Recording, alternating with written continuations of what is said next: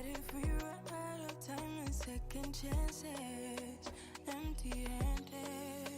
You like the fast life. You like to drive and get down and dirty. Act like the bad guy. You want some love, be like when you feel like calling at midnight. You got the best of me. You got me losing sleep. I've been hopeful, baby. I was hoping maybe that you cross my path. I've been sinking lately, and it's hard to move. Think I'm stuck on you.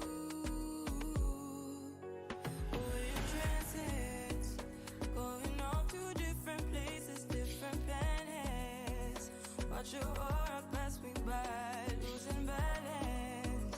What if we run out of time and second chances? Empty-handed. I wonder, would you love me better if I go? I'm not home. I wonder, can we trust the stars above to let us know? I'd go. We don't regret this life. No guarantees the stars align. Follow your passion trail and try to keep an open mind. Hiding it by myself. No guarantees you'll find me. Said if it's faith you'll find me. Leaving the past behind. We're in transits, going off to different places, different planets. Watch your aura pass me by, losing balance. What if we run out of time and second chances? Empty-handed. I wonder, would you love me better if I go? I'm not home. I wanna know, can we trust the stars above to let us know? I'd go, but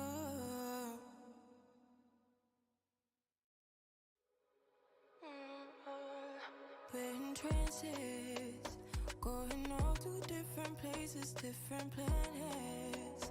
Watch your aura pass me by, losing balance. What if we run out of time and second chances? Empty-handed. You like the fast life. You like to drive and get down and dirty. Act like the bad guy. You want some love, be like when you feel like calling at midnight. You got the best of me. You got me losing sleep. I've been hopeful, baby. I was hoping maybe that you cross my path. I've been sinking lately, and it's hard to move. Think I'm stuck on you. We're in transits, going off to different places, different planets. Watch your aura pass me by, losing balance.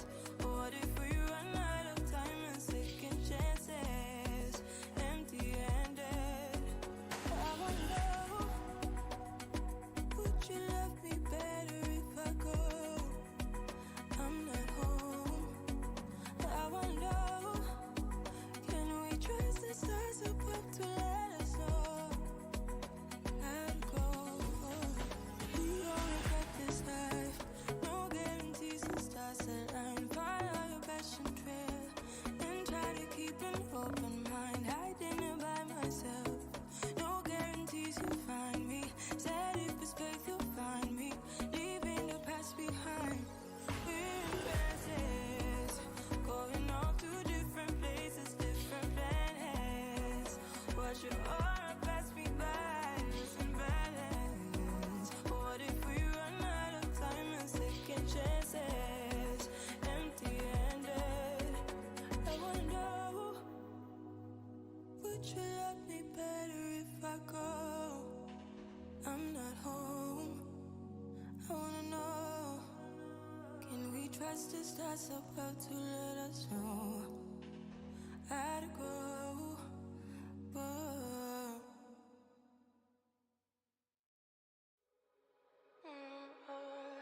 we're in trances, Going off to different places, different planets. Watch your aura pass me by, losing balance. What if we run out of time and second chances? Empty-handed.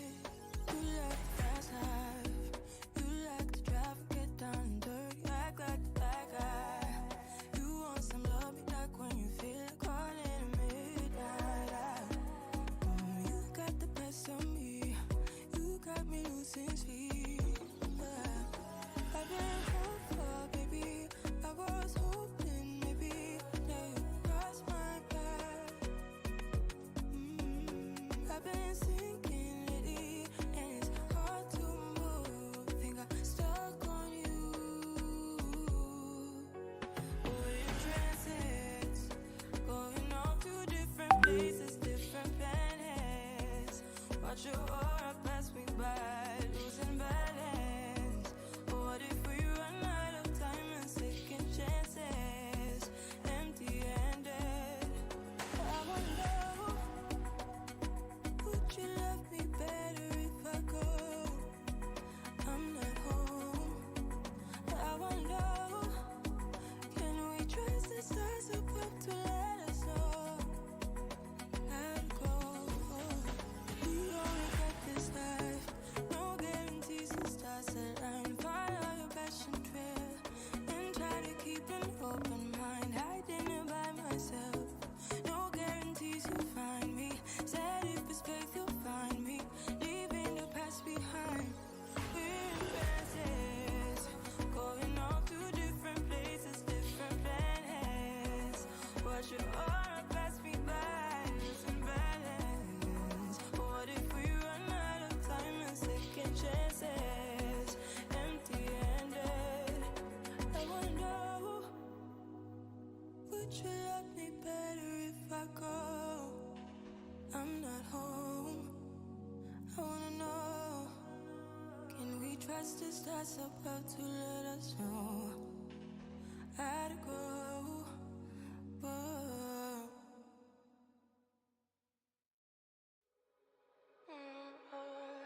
We're in transits, going off to different places, different planets.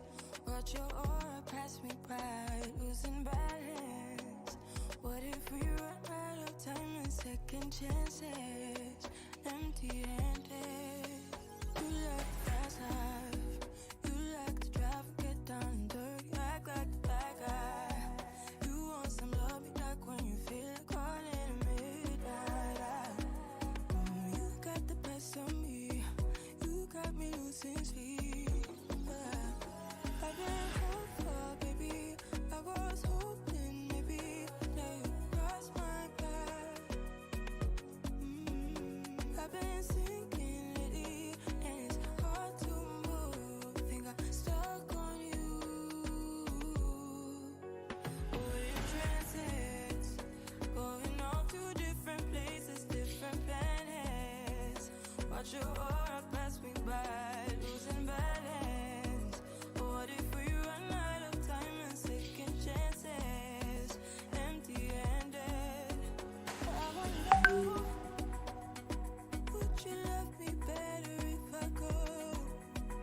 I'm not home. I wonder, can we trust the stars above to let us know? I'd go. We only got this life, no guarantees and stars align. Follow your passion trail and try to keep an open mind. Hiding it by myself, no guarantees you'll find me. Said if it's faith you'll find me, leaving the past behind. We're in transits, going off to different places, different planets. Watch your aura pass me by, losing balance. What if we run out of time and second chances? Empty-handed. I wonder, would you love me better if I go? I'm not home. I wanna know, can we trust the stars above to let us know? I'd go. Whoa.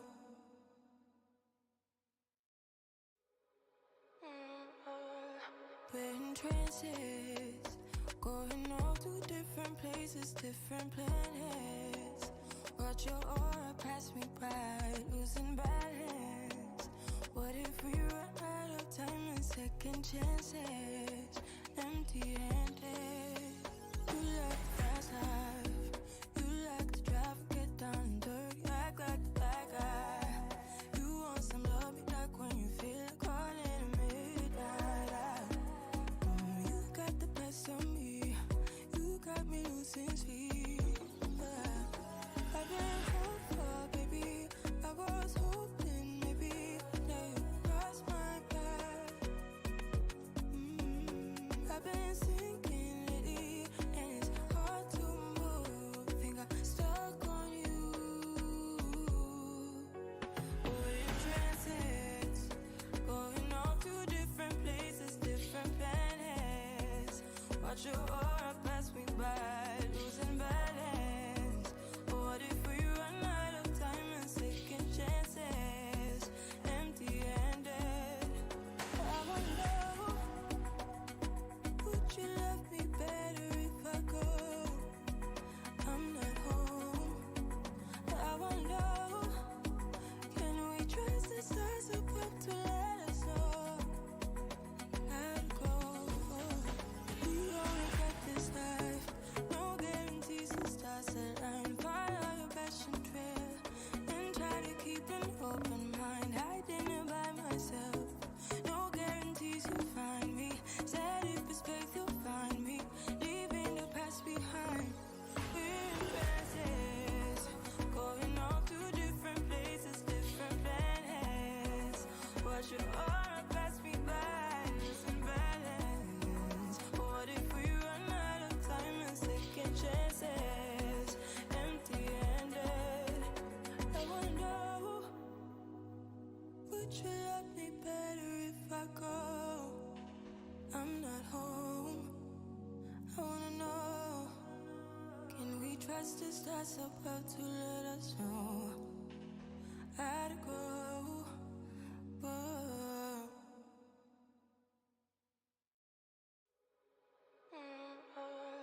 We're in trances, going off to different places, different planets. Watch your aura pass me by, losing balance. What if we run out of time and second chances? Empty-handed. You like the fast life, you like to drive, get down and dirty, act like a bad guy. You want some love, you like when you feel caught in the midnight. You got the best of me, you got me losing sleep. I've been hopeful, baby, I was hoping maybe that you cross my path. I've been sinking lately, and it's hard to move. Think I'm stuck on you.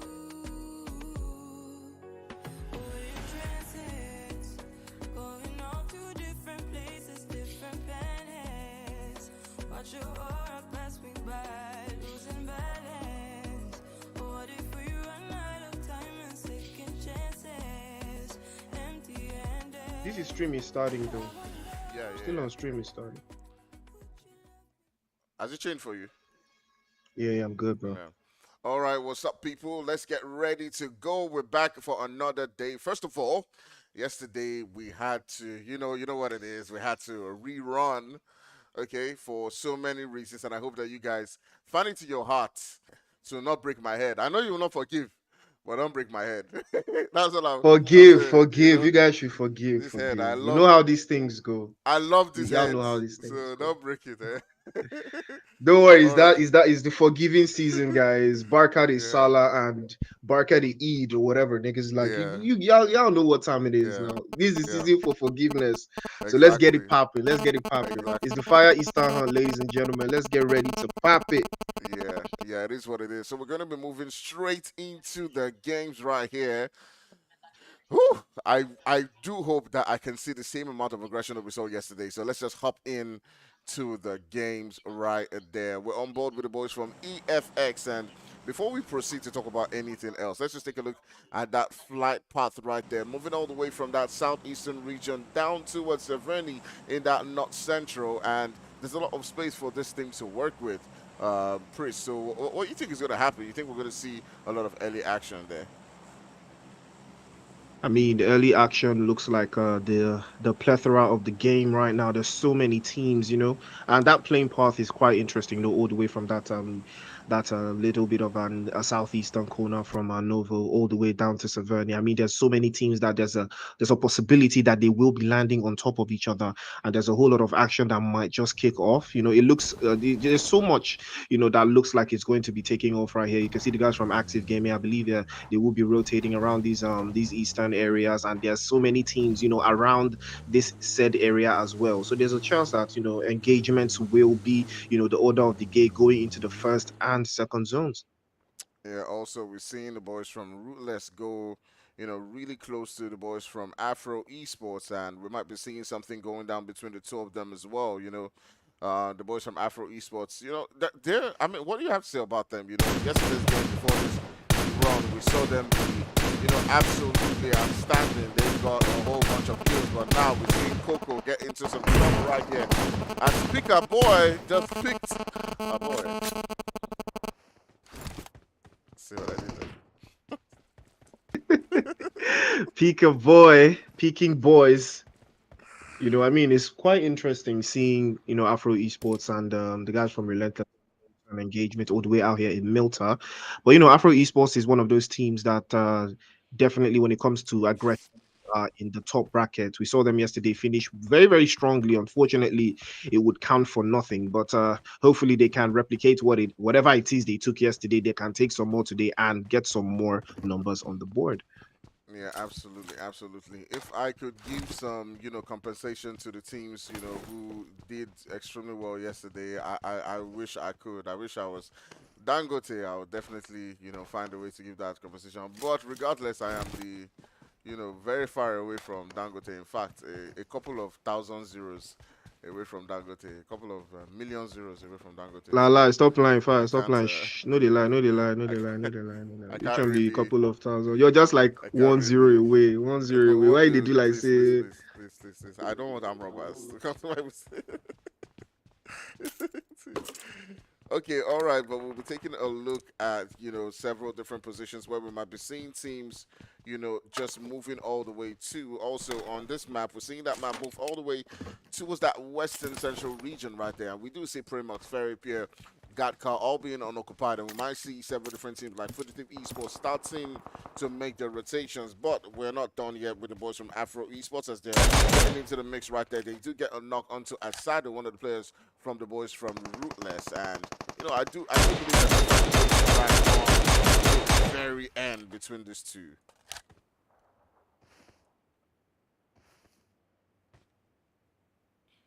All right, so we will continue to see how this one builds up. The boys from Afro Esports, I do believe they've lost one of the players. It is Coco, who's currently down there. Coming into this one with a three-man squad. It's a 3v4 situation where you can never rule out the boys from Afro Esports right there, as they're always looking to see, if they can hold on in this particular one wherever they are. There might be a three-man squad, but you can definitely never ever rule them out, as they always continue to showcase what they are capable of in their different positions. But we'll continue to see how things build up as several different teams are beginning on their rotations into that zone right there. We'll be taking a look at the boys from Active Gaming, who are edging quite close to a team right now. It's the boys from Ultra 7, and it's just Anes who's in this position, and they're pulling up onto his location. You can see that he is currently separate from the boys right there, from the rest of the players from Active Gaming, and he does get knocked down, and it does look like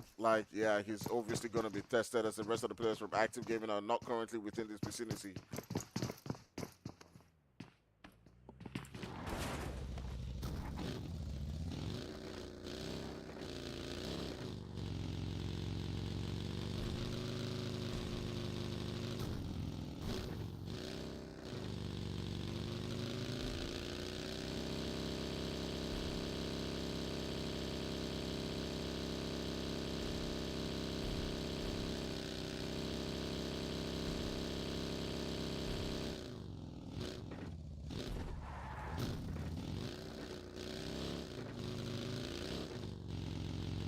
All right, we did see the boys from Active Gaming losing one of their players right there, and it does look like they're getting into the action against the boys from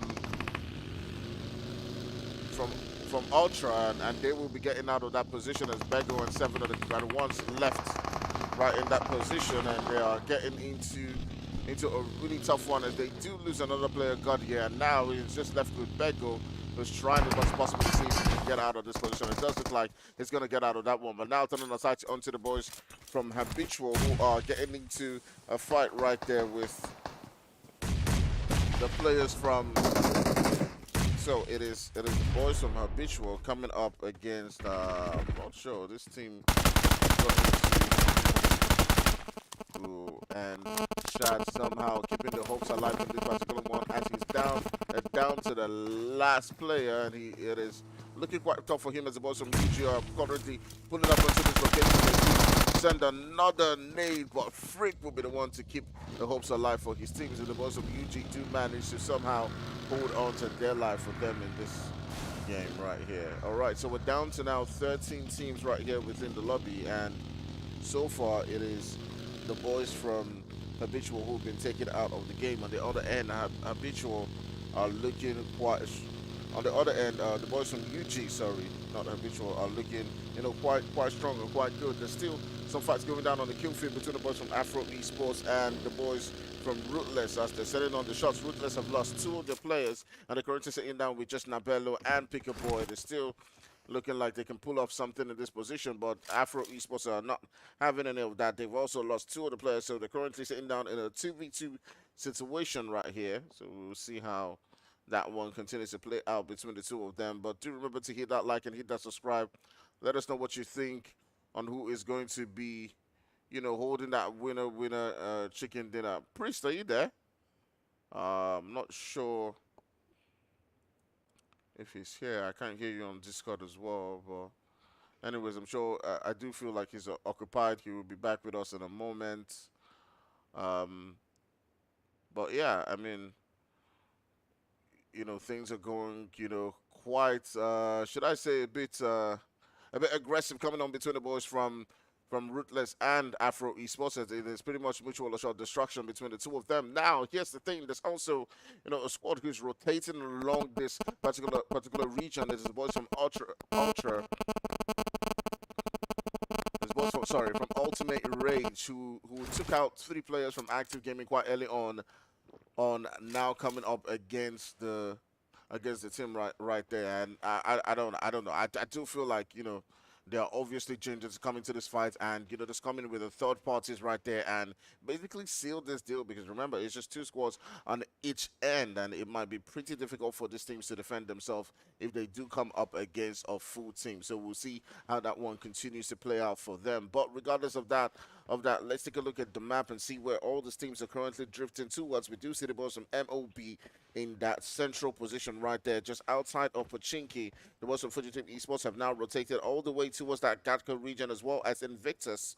So all the guys are preparing for, that later stage of the game. We see CLS, EFX, and the boys from O3 all situated around that northern side. Though CLS is currently outside, they won't find it quite difficult to rotate into that position, where School and Rozok is currently positioned. But Afro Esports are still continuing on with their lurking around the boys from Rootless. Now, the zone is pushing up onto that region, so it'll be curious to see how that one does play out for the two of them right there. But regardless of that, remember, guys, to hit that like, hit that subscribe. Let us know, what you think about, the games as it continues to progress. And yeah.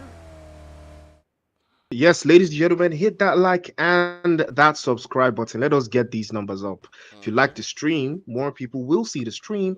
More PUBG mobile fanatics, more esports fanatics, more people that love to see teams obliterate themselves for a chance of a whopping prize pool of 1,000 USD. You can only see it here at Fire's Eastern Hunt, ladies and gentlemen. Afro Esports getting cut down by 50%. Peachy and Coco sent back into the lobby very, very quickly there. But Afro Esports, unfortunately, they've already been reduced down, so their abilities right here are just a little bit on the lower end. But hopefully, Hunter and Neo would have something to say about that one. Maybe even increase, the points that they will be able to gather from here. I mean, they have got two eliminations. Hopefully, they can acquire two more, courtesy of the guys from Relentless Esports. So hopefully, we'll see if they're going to be hanging out here in Milton drinking Blue Zone. I know this one must be hurting Fire watching teams fight inside of the Blue Zone.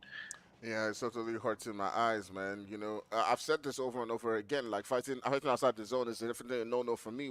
Whatever the situation you find yourself in, just hop into that vehicle and get out of that position is pretty much not the best way to take on fights for me. But regardless, it does look like these two are most likely not going to get into that skirmish. I do believe one of the players right there from Afro Esports Neo has already begun his rotation away from that position. So yeah, that's definitely what's going to happen. We do see AFX not too far away from the boys from CLS. They're also on their rotation as well. Now, taking a look at the map, we currently are in that stage 2, moving all the way down to that stage 3. We'll see how that one continues to progress. But I may have been wrong. It does look like Afro Hunter is, being very stubborn right here. He wants to go in for that kill. He wants to find, the rest of the players right there from Rootless. Well, at least for a second, it didn't look like it. So I'm just watching to see, what he's going to pull up before somebody comes to my DM and says, hey, you didn't catch my 1v2. I was in the blue. So I'm watching now. Pull it off, oh, pull it off, pull it off, pull it off. I mean, yeah, that would be the wise call. But in that situation for the guys from Afro Esports, I believe the engagement would be worth more than actually going inside of the blue zone. Yeah. The engagement would be worth more, instead of going out of the blue and rotating inside of the play zone with being just two players. It would be worth more for them to get those eliminations and increase, their points count to 4 points instead of having to leave the area and get eliminated in 13th place or 12th place and just go away with 2 points and no placement points. So 4 points in the grand scheme of things would be better for the guys from Afro Esports. So I see them hanging on here and trying to get those eliminations. You can already tell that that is the plan here because Hunter is still rotating around trying to find an entry point or trying to find a knock onto one of the players from Ruthless Esports there. So it's very interesting though if he's going to be able to hold this one because Nabil is a very, very, very, very tricky character. It is so difficult to catch him lacking. So Afro Esports will be waiting for a mistake there, but then Ruthless Esports as well will be waiting for that same mistake on the end of Afro Esports. So it's a stalemate, a 2 versus 2. This could go either ways. So all of both of these teams are very, very capable. They've already traded off, but I believe Pika Boy is on his way to come pick Nabil off and take him away as well. Afro Esports as well, even taking off too. So I mean, I guess this engagement is not going to happen.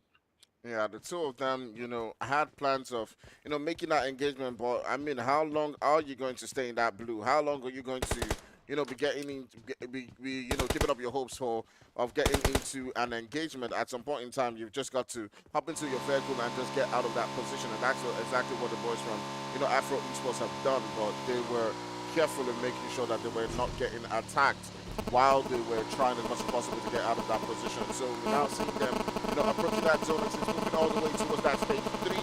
That zone, again, taking a look at the map, is moving all the way towards that left-hand side, that western side of the zone, that western central position. And we'll continue to see teams just edge closer and closer. And this is that moment where things now begin to get really, really dangerous, Priest, because, now the teams have all settled down. And the next zone is when we now start seeing all these guys crashing into each other's spots. And that's where violence begins. You know, I mean, I did see O3 on that north western area, but somehow they found themselves in the center of the circle right now, and I believe it's going to get a little bit trickier for them as the game progresses. But it's very interesting though, seeing them building, playing the buildings. They are usually one of those terrain teams that like to play around terrains.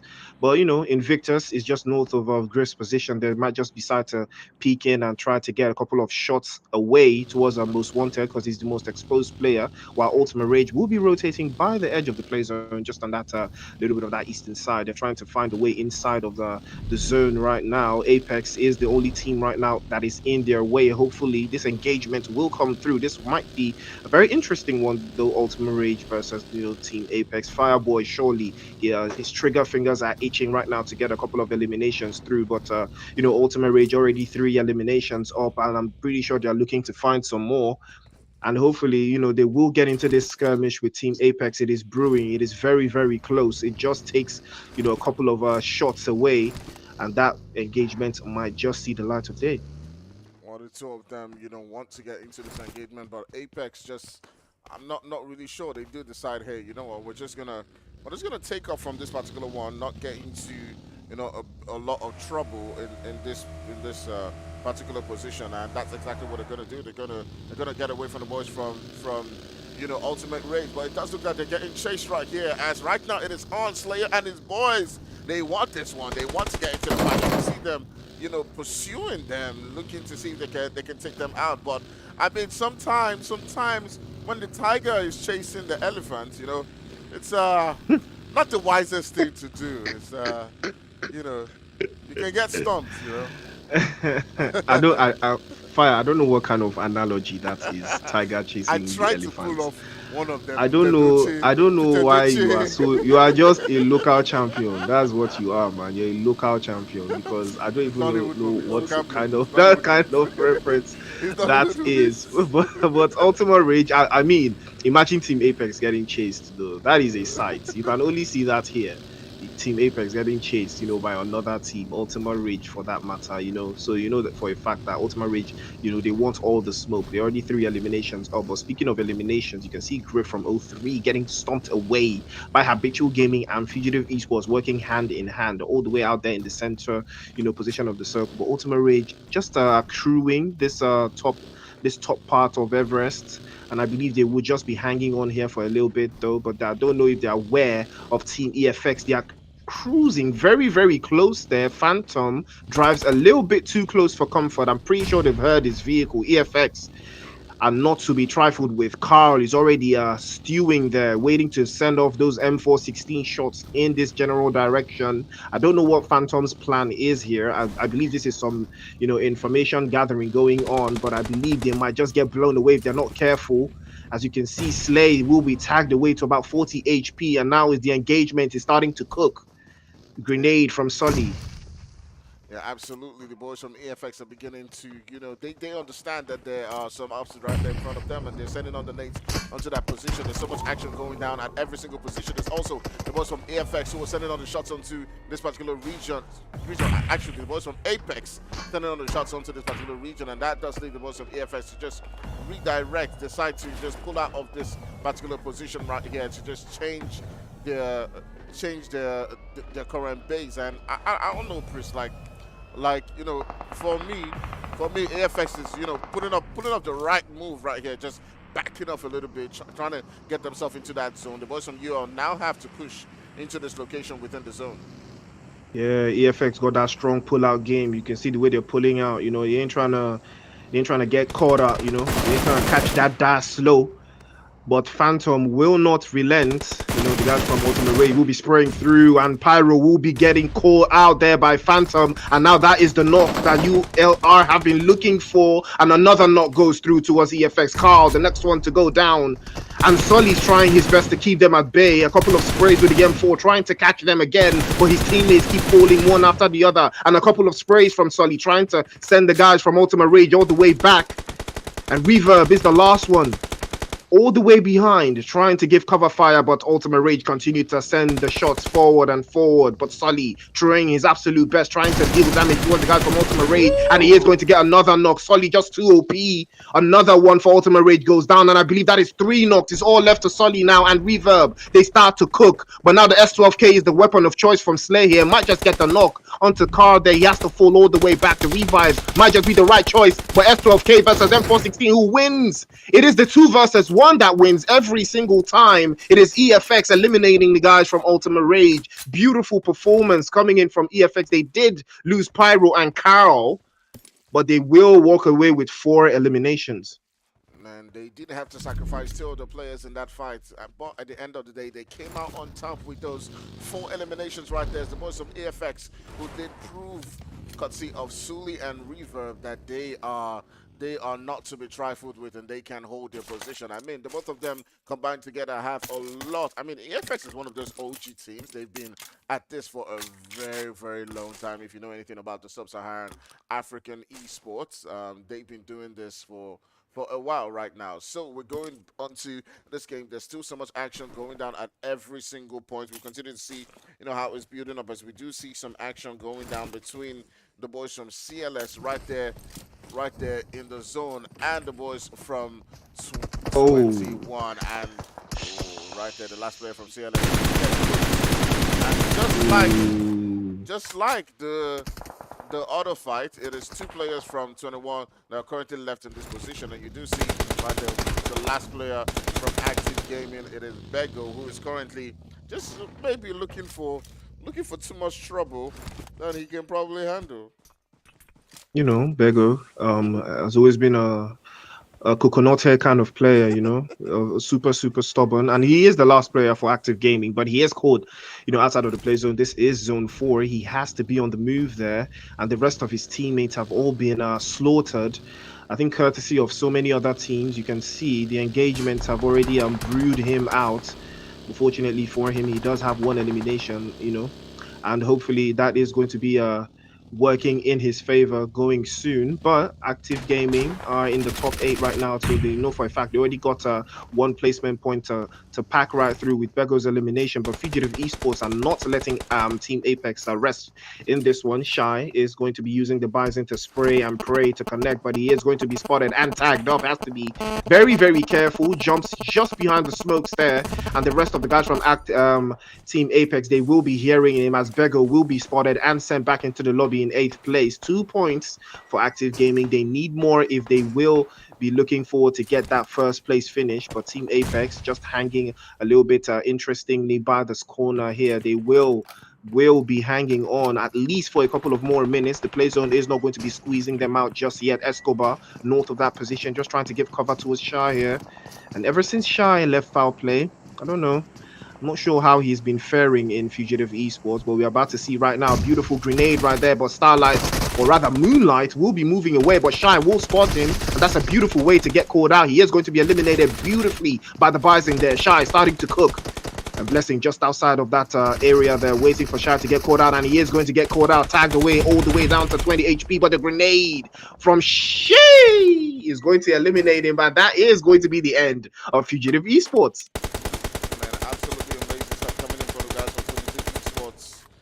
From Apex as they took out the boys from Fugitive Esports, and now we do see them, sacrificing one of the players, but they're down to 3. Well, around this region, this is the boys from 21st Century looking to see if they can pull up and find a couple of eliminations right here. Every single team has been feeling the hurt. We're down to about 5 teams left within this region. It is all down to, tiny margins on who does get that chicken dinner. But we still got about 12 bodies right here within this particular game. It is 2 players from the boys from 21st Century, 2 players from EFX. It is 3 players from the boys from Apex, and you cannot believe it. It is just Apex that has the maximum amount of buddies in this game. Every other team is down with just 2 players. I mean, Team Apex already looking very, very strong here. Got 3 players in the cut, and there's 12 teams, 12 players actually, calling through with 5 teams still in the game right here. But the Team Apex have been enjoying themselves so far.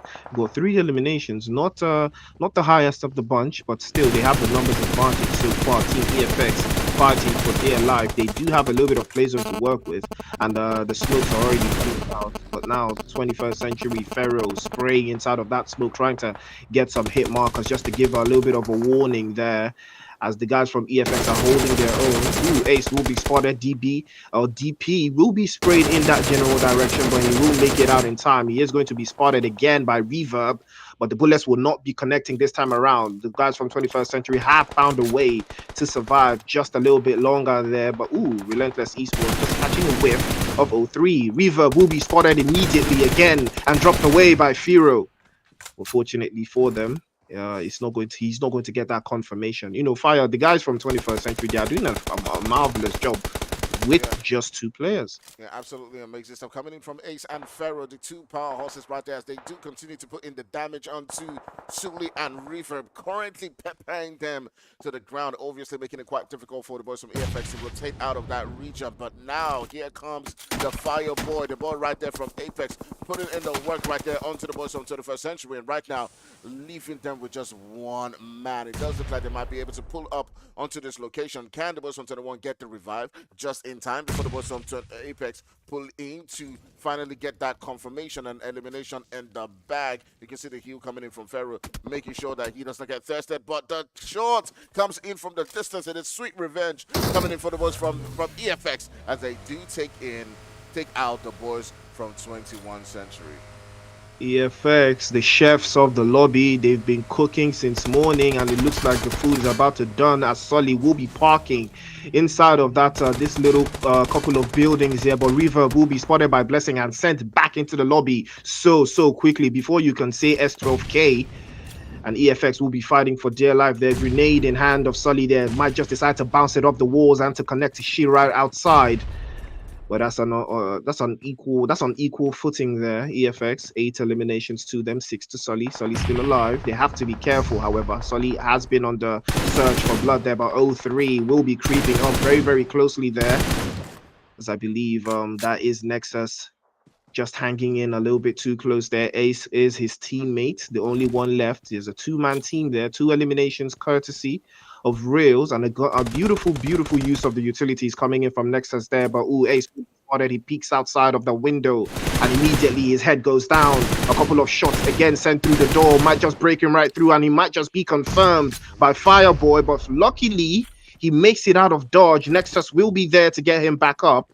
And Team Apex are just cooking, looking for eliminations one after the other. There's 4 teams left. And now the grenade, or rather the Molotov cocktail from Fireboy is trying to set them on fire immediately. Spot Solly sends him down.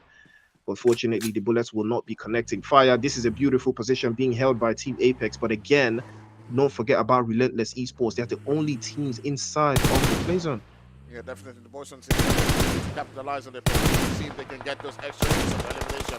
Now O3 Nexus, with the zone pulling up, is pushing onto that position where EFX is currently situated at. They've got to take out Sully if they do have any hope of getting into that position within the zone, and it looks like that's exactly what they do. But there is still Apex. Fireboy deciding to stay for too long outside that zone, and he's made to pay for it. Now the last player has got to up into that zone. Somehow it's just him up against 2 players coming in from the boys right there from Ruthless. Sorry, is it Ruthless. Ruthless, relentless. I mean, now the same vibe the team they give now. Now the same vibe. Now the same vibe they give, but Apex here, so 1 versus 2, sprays right inside, tries the left-hand side. He is going to get him knocked down, and that's a 1 versus 1. Nabil, I told you, he is that player that is very difficult to eliminate, but does he have the health bars? He does. He gets his health all the way back up, and that's an opportunity for Team Apex to get the chicken dinner. 5 eliminations to them, but it's a 1 versus 1. Nabil has to be careful. They can hear him, but the grenade from Nabil is going to get the job done. Man, 5 eliminations and a chicken dinner for Ruthless Esports. Fire. I mean, I talked about this. They had the play zone. They saw Apex coming. They were ready. They were absolutely ready. Man, absolutely amazing stuff coming in from the boys from Rootless right there. Now, Bella looked like he was going to be losing that one. SSH was down low and he was getting pushed right there by the boys and the last player from Apex. But at the end of the day, that winner chicken dinner will be going to the boys from Ruthless Esports as they held a good position within that zone. Do you think that one at that moment was down to luck? Because the boys from Apex were playing it quite well, just trying to get in the knocks onto the boys from O3, but somehow the zone came in clutching with extra two eliminations right there, and boom, just wiped them away. Yeah, it's all about the play zone at that point in scenarios like that because you saw that the guys from Relentless Esports didn't get involved into any of those engagements that were going on. They were just they really all they cared about was having the play zone. They just waited. They were just patient. They needed the chicken dinner to boost their points. They knew that taking any engagements out there was going to be a risk, and they calculated and said, "Nah, it's not going to be worth the risk. It is not going to be worth the risk." And Team Apex did not get the elimination, onto the last player for Relentless Esports. So they did get caught out there, unfortunately. But Team Apex did a fantastic job, holding out there, playing from on top of the hill and rotating all the way towards that position where that Relentless were holding. So that's a beautiful play coming in from Apex. They got a significant number of eliminations, so hopefully, that is going to do a fantastic job for them going down the line. Yeah, absolutely amazing stuff. We still got more action to go down within today's games. We still got about 3 games to go, so don't go nowhere. We'll catch you right back in a couple of minutes as we do prepare for the next game. See you soon.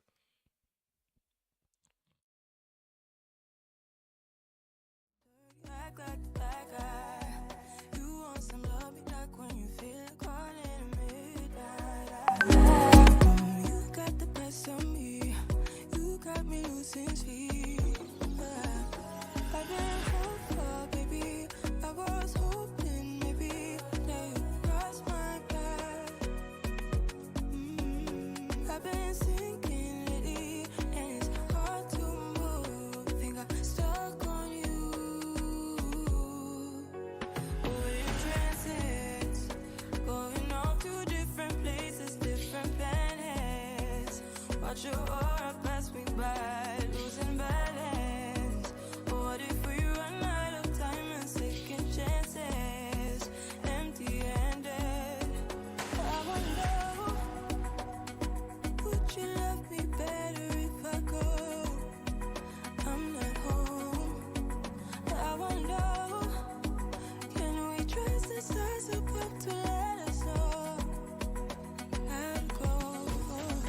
We only get this life, no guarantees and stars align. Follow your passion trail and try to keep an open mind. Hiding it by myself, no guarantees you'll find me. Said if it's faith you'll find me, leaving the past behind. We're in transits, going off to different places, different planets. Watch your aura pass me by, losing balance. What if we run out of time and second chances? Empty-handed. I wonder, would you love me better if I go? I'm not home. I wanna know, can we trust the stars above to let us know? I'd go. Whoa.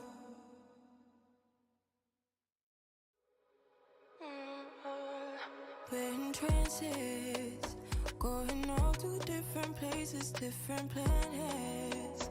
Watch your aura pass me by, losing balance. What if we run out of time and second chances? Empty-handed. You like the fast life, you like to drive, get down dirty, act like the bad guy. You want some love, be like when you feel it calling midnight.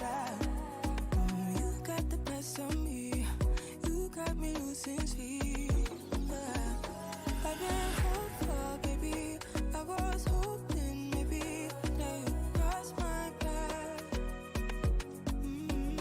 I've been sinking lately, and it's hard to move. Think I'm stuck on you. We're in transits, going off Watch your aura pass me by, losing balance. What if we run out of time and second chances? Empty-handed. I wonder, would you love me better if I go? I'm not home. I wonder, can we trust the stars above to let us know? I'd go. We only got this life, no guarantees. The stars align. Follow your passion trail and try to keep an open mind. I didn't by myself. No guarantees you'll find me. Said if it's faith you'll find me. Leaving the past behind. We're in trances, going off to different places, different planets. Watch your aura pass me by, losing balance. What if we run out of time and second chances? Empty-handed. I wonder, would you love me better if I go? I'm not home. I wanna know, can we trust the stars above to let us know? I'd go. Whoa.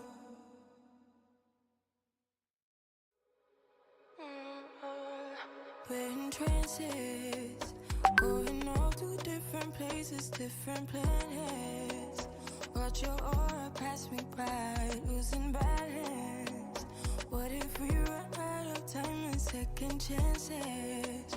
Empty-handed. You left us alive. You left It's easy.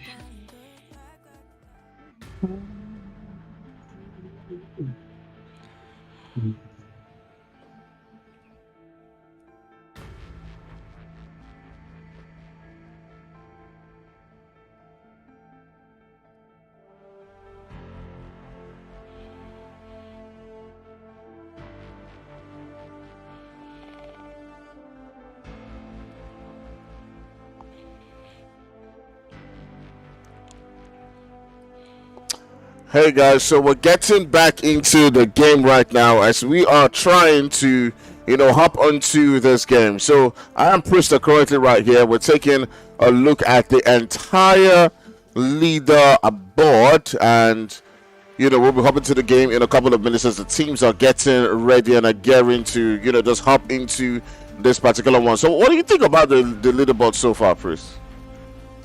Ruthless Esports doing a fantastic job there, but then, the work is not done. They're not too far away from, the rest of these teams. It's just a 10-point difference between them, and the eighth place team, Ultimate Rage. So they need to be consistent. Team EFX is just hot on their tail. Apex as well, hot on their tail. O3 still in the mix, still in the running. 21st Century still there as well. UGX, Invictus, Afro Esports on the other hand, have a mountain to climb already, and that is not what you want to do right now. But again, exit force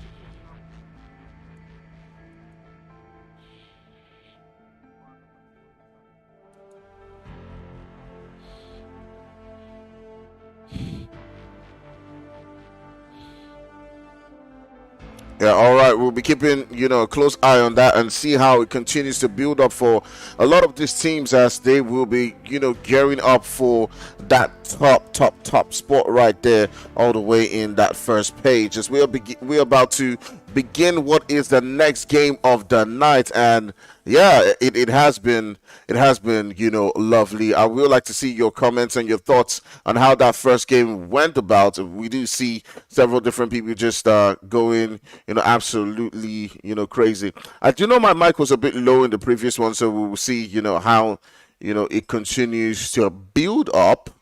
If the second game does live up to the expectation. But let's get ready to go as the teams are gearing up. They're all moving into the game right now. I can see them all lined up for what might be an amazing game right here in Miramar, and everyone's just preparing for. We're just waiting for, I do believe, just one or two, okay, actually three players right there to begin this one. I don't know how my Just waiting for a Maybe all those couple of players those. that they cook for background. All those players are probably cooking something. Yeah, some they're Probably trying to cooking get something inside of the their background right juju. there. They're warming up. They're rolling the beads on their phone. You know, to make sure that they can do their thing. All right, so all right, guys, we'll be waiting for that one. But regardless of the fact, I do believe that today has lived up to the expectation. We've seen all of these teams go, super crazy. Who do you think is going to, win this particular? I mean, not necessarily even just saying who will win. Like, who do you think is going to, have like an impact in this game?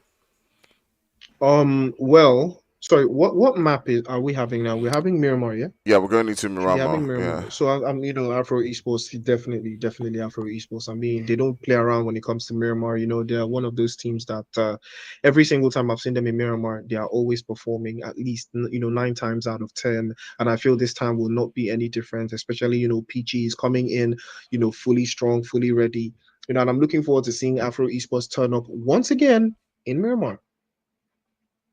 All right, so we'll see what that means at the end of the day as the boys from Afro Esports will be looking to, perform and show exactly what they're capable of. They are currently now in the lobby trying to get into the game, and it's all down to this moment right here. We're in the finals. On the first day, we run as we move into the second game of the night. The boys from Habitual, as you did see on the leaderboard before we started the game, are currently sitting down all the way on top of that leaderboard. And we'll just take a look at that once again as we do see them, holding that current standings right there. Sorry, there was some Ruthless, actually, not habitual, holding that position all the way at that top. Now we will see, can EFX, Apex, all of the teams that are currently behind them, go in for that top spot. Let's hop into the game as we now see several of those teams, just hopping on this playing part right here. But speaking of playing part, let's take a look at that playing part. It's moving all the way from that northern position right down towards that northwestern position right there around Ruins, El Pozo, Crater Fields, and there's a lot of positions for these teams to work with. Yeah. South to north west kind of play zone. So there's a whole lot of work, for most of those teams that do not familiarize themselves with Western types of playing paths. But then again, it's not necessarily always about the playing paths, it's always about the play zone. So, you know, I'm looking forward to seeing how that play zone is going to be working out. For the rest of these teams, teams like Ruthless have their work a little bit cut out for them. They do not have a lot of teams that will be rotating towards their own general position. Yeah. So again, there's a chance that they might not even encounter any kind of engagement when they're making their rotations.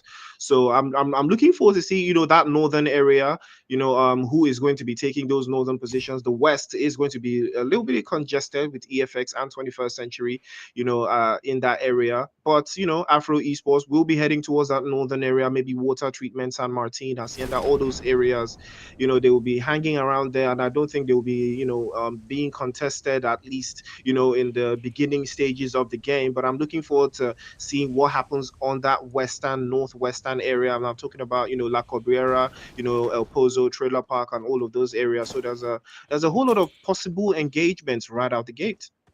Yeah, obviously, we'll keep an eye on those possible engagements as we do see that the play zone is moving all the way towards that southern region. A bunch of it is currently within the water, and we do see the boys from 21 as well as EFX just pretty much lurking around the same environment. So we'll see if that one they do get into some skirmishes. There's also the boys from CLS getting quite close to some ops right there. And we'll see if that one does actually build up with the boys from Fugitive Esports, and we'll continue to keep an eye on them. I do see steroids with CLS now.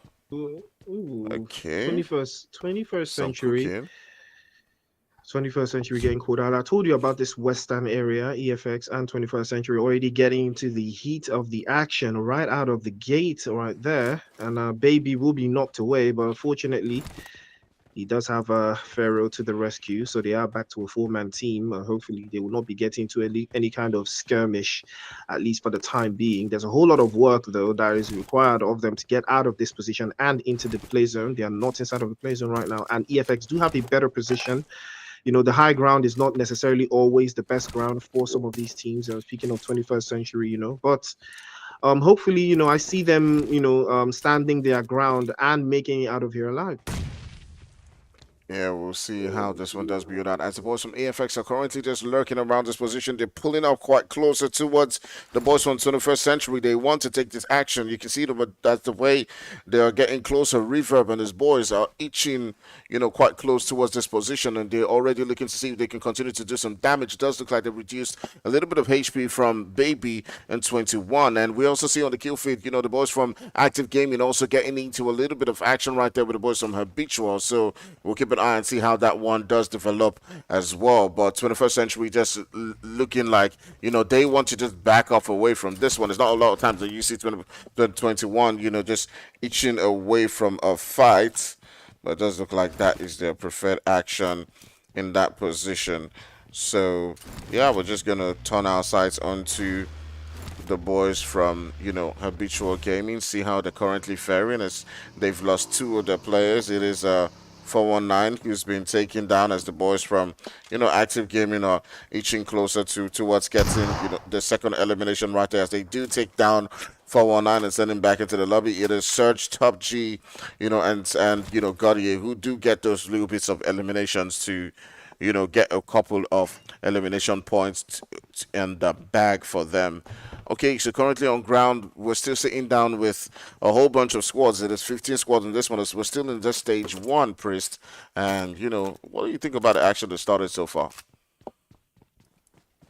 I mean, that, like I said, that western area, I've been taking a look over there, Fugitive Esports and Cyclone Shield, all the way out there in El Pozo. Looks like something interesting might be happening to that area as well. EFX already got sent a couple of warning shots towards 21st Century, just giving them a little bit of an idea of are they ready for the smoke? Do they want the smoke? Active Gaming and Habitual, all the way out there in the northwestern area. A couple of shots have rung out somewhere there as well. But like I told you, Afro Esports just maintaining and enjoying the northern area. Water Absolutely. treatment. Nobody is contesting them, so they're just having fun out there. But they are not inside of the play zone just yet. So they do need to start Mm-hmm. making their advances inside of that play zone. And the faster you make inside the play zone, the less you have to worry about it. Yeah, absolutely. We'll continue to see what that one does mean for them as they do look to rotate and make their way all the way into that play zone. All right, the boys from Active Gaming have not been having quite the game that they would have expected today. And even in yesterday's rerun, it just seemed like something was just missing about the game as they found it hard against, the various teams. But now that they've started up the action, getting two eliminations to the name, maybe, just maybe, Chris, this might be the game that begins to turn things around for them. You know, I don't know about this game being the game that turns things around for them because I'm not necessarily always seeing them to be a one game kind of team. I see them as a building team, Mm-hmm. consistency upon consistency, but they don't necessarily tend to do the whole um like block thing. There's teams that have like one game where they perform exceptionally Mm-hmm. perfectly, and that one game is what does it for them, for the duration of a tournament, Yeah. especially when you get to the finals, and I saw this in a WAPL, Royal Academy. I think you remember Royal Academy. They did have a fantastic performance in one day, and that was enough for them to sail through, to the finals. But again, O3 getting called out here just outside of El Pozo, unfortunately. Or is this El Pozo? This is not El Pozo. This is Los Leones actually, and they're getting called out here. They've already lost Griff, and it's going to be a very tricky one here. Nexus will be hopping into a vehicle and still taking charge of this little building here. Hopefully, they will not lose another player. UGX is not to be trifled with because True does have eyes on this particular building. Hopefully, the guys from O3 will be able to manage to squeeze something out from the guys from UGX. Yeah, Link's definitely making sure that the boys from O3 definitely suffer a loss right there, as they do make sure that they take that L with that elimination and reduce the numbers down to just three players in that one. As the boys from O3 have started off this game with, or will have to build up this game with less bodies than they started with. But the boys from O3 are definitely capable. We've seen them many times, coming to the game even with just a two-man squad, make it work and get the job done. So we'll continue to see how that one does favor out the boys from O3 as they're still looking around this region, looking to see if they make, best use of their performances, their position and get those extra bit of eliminations onto the boys from UGX. But now we see several different teams within the map, just hopping into the vehicle, making those rotations into the zone. We do have the boys from Habitual, CLS, and the rest all are outside that zone, coming in from that northwestern region. Now we do see Habitual rotating around CLS, and I'll be curious to see, if they do get into a little skirmish. CLS, another team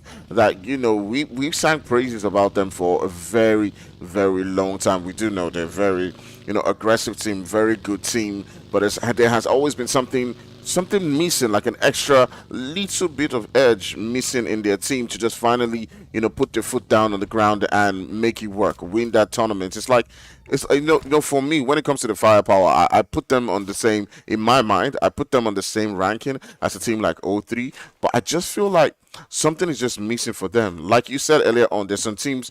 Maybe it's because there's some teams that they have one beautiful performance. They get 19 kills, and everybody's like, "Whoa, they're amazing," and then the rest are not so great. Exactly, and that is a strategy, that most of these teams actually tend to adapt. They're not teams that like to build consistency. They just play all out looking for that one game that's going to give them a significant point boost, and then they just dwindle and drag around for the rest of the games, or it's just like on the PMPL Africa right now, greedy for kills. We've seen them play in such a manner. They do not necessarily breathe consistency, but they will finish very, very strongly, in one particular game, and that is enough to boost them off of the leaderboard. And I believe that is the strategy that most of these teams apply. But this does not apply to teams like Cyclone Shield, though. Cyclone Shield is not one of those teams. Actually, they tend to be overly consistent, survive every single time, put some points on the board every single time. Especially but you're right. Actually, they do be having problems, maintaining a particular starting lineup roster, most of the time, because I can see, they just signed steroids. I believe he got signed from O3. So now Quexa no more there for Cyclone Shield. I believe he's left the team, and now they've replaced him with steroids, their brand new signing. So Cyclone Shield, the new starting lineup, they're just getting the hang of it right now. Habitual Gaming, on the other hand, they are getting blown away. I believe that is going to be their last player. And the boys from Habitual Gaming not having things quite as easy as they would have hoped for, as they do get sent packing back into the lobby. That now leaves, them, the boys from Habitual Gaming, being the first team to get taken out. And I do see that all of these guys are looking, quite strong in this one. Now, here comes the boys from CLS rotating around those regions where we do have the boys from EFX, and these two teams are absolutely violent. You can now see, the shots being let loose, and Danny Brown is moving towards that position where, Reverb is currently situated at, and if there's any guy that's going to take down Danny Brown, our secrecy merchant is going to be Reverb. He's going to be the guy, but, it does look like Danny Brown has pretty much just spotted him. He knows that there is, some danger around that particular region, and he's just going to make that rotation towards his teammates. But does he decide, hey, you know what, I'm going to try as much as possible to take out Reverb instead? It does look like that's what he's doing, as he has, seen the shots being let loose from Reverb at that position. Reverb is just creeping around, trying to find something to work with. Their car will be jumping into that buggy the moment he hops in. He will be dropped away surely, and he is going to be dropped by Cyclone Shield's Danny Brown. Now is the entry that they've been looking for. Roach on the southern side might just use this opportunity. You can see Steroids and Stoner starting to send a couple of shots to boot as well, but Reverb will be rotating around, just trying to get that revive on his teammate there, and I believe they will be able to get that revive at least, for the time being. Reverb doing a fantastic job of holding out. Cyclone Shield will not be making this push. It is too exposed. It is too, it's just in the open. I do not believe that this would be a successful push if they were able to make it through. But car will be picked up, and the revive is complete. EFX back to a four-man team, and Cyclone Shield will be making it out of dodge. Surely, following up, Danny Brown will be reconvening with the rest of his teammates, and they will be getting out of this position at least to reposition themselves to get more opportunities to deal with the guys from EFX. Man, amazing stuff coming in from Reverb right there as he was able to get Carl back up. And, Carl being surviving in that position definitely proves one thing. This Babalawo Bangle is definitely still working as he's still somehow alive in the game while getting knocked out right there in the open. But there's still so much, action going down within this game as Invictus and the boys right there from MOB are currently going toe-to-toe against each other. And we can already see that there is 2 eliminations going down, courtesy of our boy right there, Rogue Daddy. Rogue Daddy, the daddy for Rogue, is getting into the mix right there. So he Oh does pop up shit! onto another player for MOB, and Daddy's doing daddy things as he continues getting those beats of eliminations. He's hitting it Cool. hard.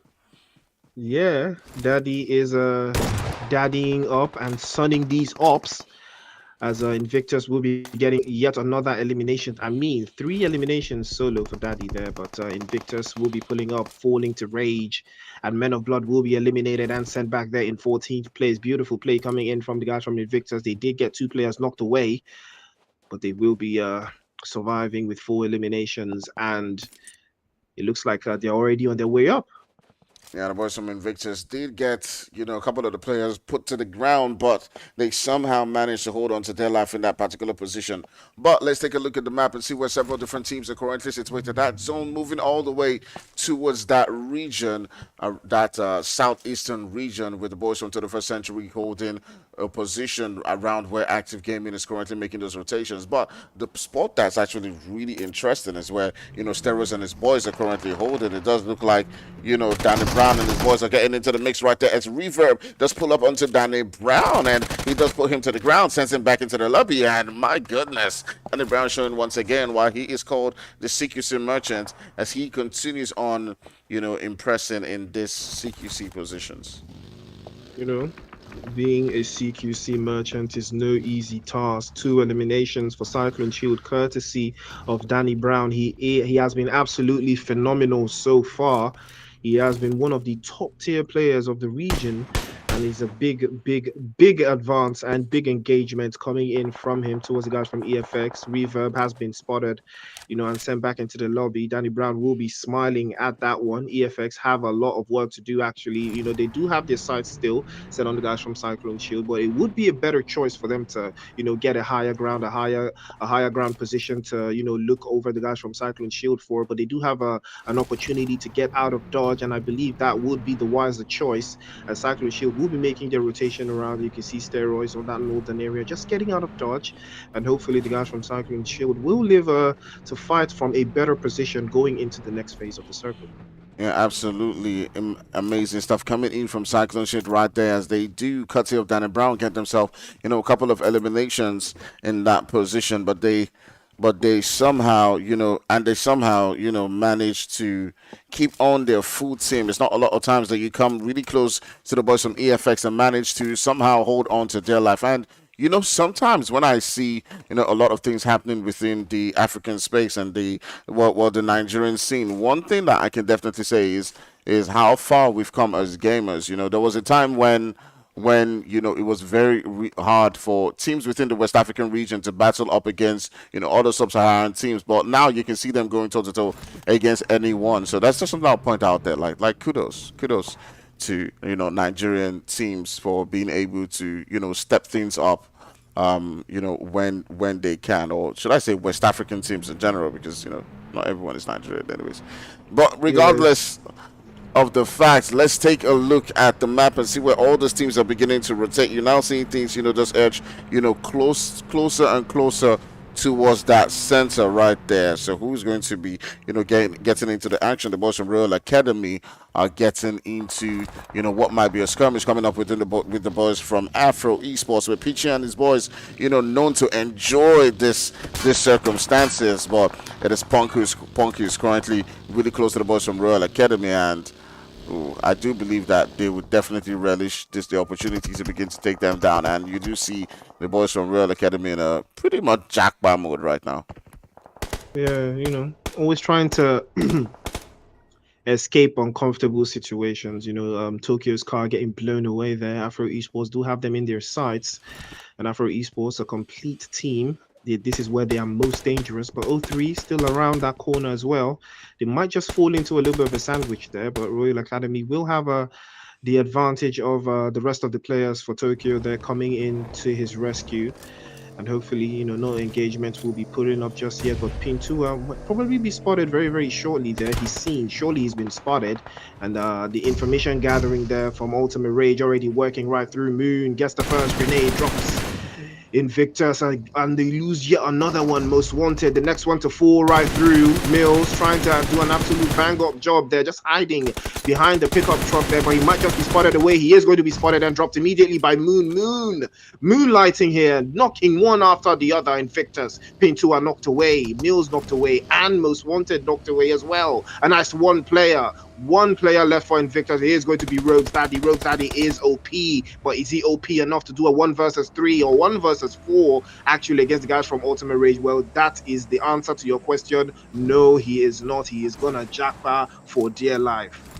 Rogue Daddy deciding not to take care of his kids in that position, and sometimes the kids are too stubborn and they don't listen, and you have to just punish them by just going away from where they're currently knocked down. And that's exactly what he's done right here, as he is focusing on keeping the family together, keeping them alive, and getting those bits of extra points. He's got 3 points for them, so definitely we'll be looking to see if they can grab a little bit of those extra bits of placement points. But kudos to the boys from Ultimate Rage, they were able to get those extra bits of elimination. Ultimate Rage, actually, it's not Ultimate, getting a little bit of eliminations right there to count, and we'll see what that does mean for them at the end of the day on that entire leaderboard. But right now we can see the map moving all the way towards that position as Los Leones.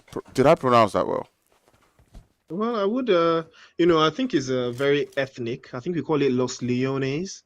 Los Leones. I think there's a whole lot of, I think, this particular map is very ethnic, so they call it, you go places like Minas Generales. Oh, that's a beautiful spray from Baby, 21st Century, starting to cook.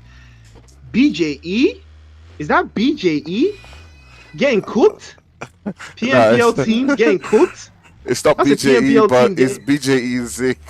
I think he's gotten signed by a team right there. I do think it's the boys from UJX who are with BJE Zik. What a time to be signed, though. Not them signing you while you're playing the PMPL and you're getting cooked at Fire's Easter Hunt. This is so fun, getting cooked at Fire's Easter Hunt, man. But that is Zeke actually getting blown away by Baby there, AKM, weapon of choice. And that's a beautiful spray coming in there, but I believe Zeke will be picked up. And that's a whole lot of chances for the guys from 21st Century to hold on and hold out. There's a whole lot of action in this side of Los Leones. There's so many teams that just are circling around. But 21st Century will be holding the higher ground there. You can see Baby just getting a better look, a better angle, a better feel of what is working right through. I believe. Oh, okay. So this is UGX actually. And Zeke just managed to find himself inside of their teams. I don't know what this means for UGX or for the team. It might be on loan. Could be on loan. Could be a loan move. January transfer. Never know. Or April transfer. Easter transfer. Let's be real. Let's be real, please. Loans happen. Players go from Real Madrid to Birmingham. Like, it happens. I'm not doing this with you. Doing this with you. Arsenal signed when Arsenal was not even like a team. We signed Ozil from Real Madrid. Wait, when Arsenal was not even like a team. Yes. What was that even mean? When we signed Ozil, we were like, we'll celebrate. Zeke calling to Baby Zeke falling to Baby again, and this time, yeah, the confirmation will come. Baby is not Oh boy. gonna work this one through. Probably this one is going to end up in Lone a move montage. gone I am wrong. very, very sure. Lone move Oh, gone two wrong. knocks away. Rogue's daddy is actually the one to get two knocks onto the guys from 21st Century, but he will be snuffed out by Power there with a UMP. Beautiful play coming in from Rogue's daddy there, but you're going to get caught out just a little bit too short. Unfortunately, they will be surviving this one for the time being. They will be losing Pharaoh in the mix, but they do have one elimination to boot forward, courtesy of Power there. And unfortunately, the play zone has moved away. They do need to find a way inside of that next play zone. UGX getting a whiff of the guys from Cyclone Shield, spraying into Roach right there, but Roach will be saved just in time. The smoke's already coming out there. Cyclone Shield on their defensive prowess, showing how crazy it is or how difficult it is for them to get eliminated. Fire, that Cyclone Shield have been working very, very hard to maintain, that position inside of the play zone so far. But do you think they will be able to maintain it so far? Because they keep getting knocked away. Yeah, the Boston Cyclones is trying the most possible to stay alive in this particular position, but Lynx and the boys from UJX are making it quite hard for them. But the zone is moving. They do have just a little spot to work with right here, and there's several different teams around this region, so they got to find a way to just move away. Now, if they go towards that right position, there's also a player from Fuji Team Esports who's currently just lurking around that position. But Lynx is still proving to be a problem in their side. But here is where I think things could become pretty dangerous for them. They've got to take out Sheikh from Fugitive Esports if they are looking to rotate all the way in from that right spot. But Lynx is now pulling up into this position right there as he does get that little bit of elimination onto Danny Brown, and there's some distance between him and Lynx, so it's not CQC, it's not his best position to be taking on the fights. And CLS now down to the last guy. It's just steroids, and now you can see him getting to make that push. He does do a little bit of damage onto Lynx, so will this be enough? The Playson coming in right there doing its own damage, and with the Playson doing some damage right there, Danny Brown does get taken out, and it does look like Lynx himself might drop to the ground in that fight. Ooh, that's a beautiful play coming in from Lynx there, dealing damage onto the last player from Cyclone Shield. Stero did do a fantastic job of holding out, but unfortunately he just could not hold on for the longest. The UGX will sweep away with 4 eliminations, and they still have 2 players up. They've still got True just in front. The guys from UGX doing a fantastic job of holding out Cyclone Shield there. Hopefully they will be able to do it again. EFX getting caught out again. Sully knocked away. But Carl will be there for the revive. 2-man team surviving, at least for the time being. But hopefully there will be a whole lot of time for them to survive. But Active Gaming here, 4 players up, 2 eliminations to the good. And it looks like this is the kind of game they've been waiting and hoping for. The vehicles already storming inside of Los Leones there. And now Active Gaming getting the chances that they've been looking for. Surge is on the look on that left-hand side. He sees he's aware of the guys from EFX. He knows that Sully is there, and he peeks him towards that left-hand side. He knows that all it takes is just a little couple of sprays, and that will do the job. But Skinny actually is going to be spotted and knocked away by a grenade. And unfortunately, an Active Gaming I spoke too soon. It looks like they're starting to get cooked. And where some Active Gaming will be looking to see if they can hold on to their numbers and stay alive in this particular one. EFX also getting tagged up right there by Surge. You can see him doing, the damage right there. So he's got to be really careful, find a way to get all the way towards his teammates, as it is not looking, the greatest for him. On the other end, we do see the boys from Active Gaming coming up against the boys from Ultimate Rage on the kill feed, and it is, a tough position for a lot of these guys. We're seeing, so much skirmishes going down.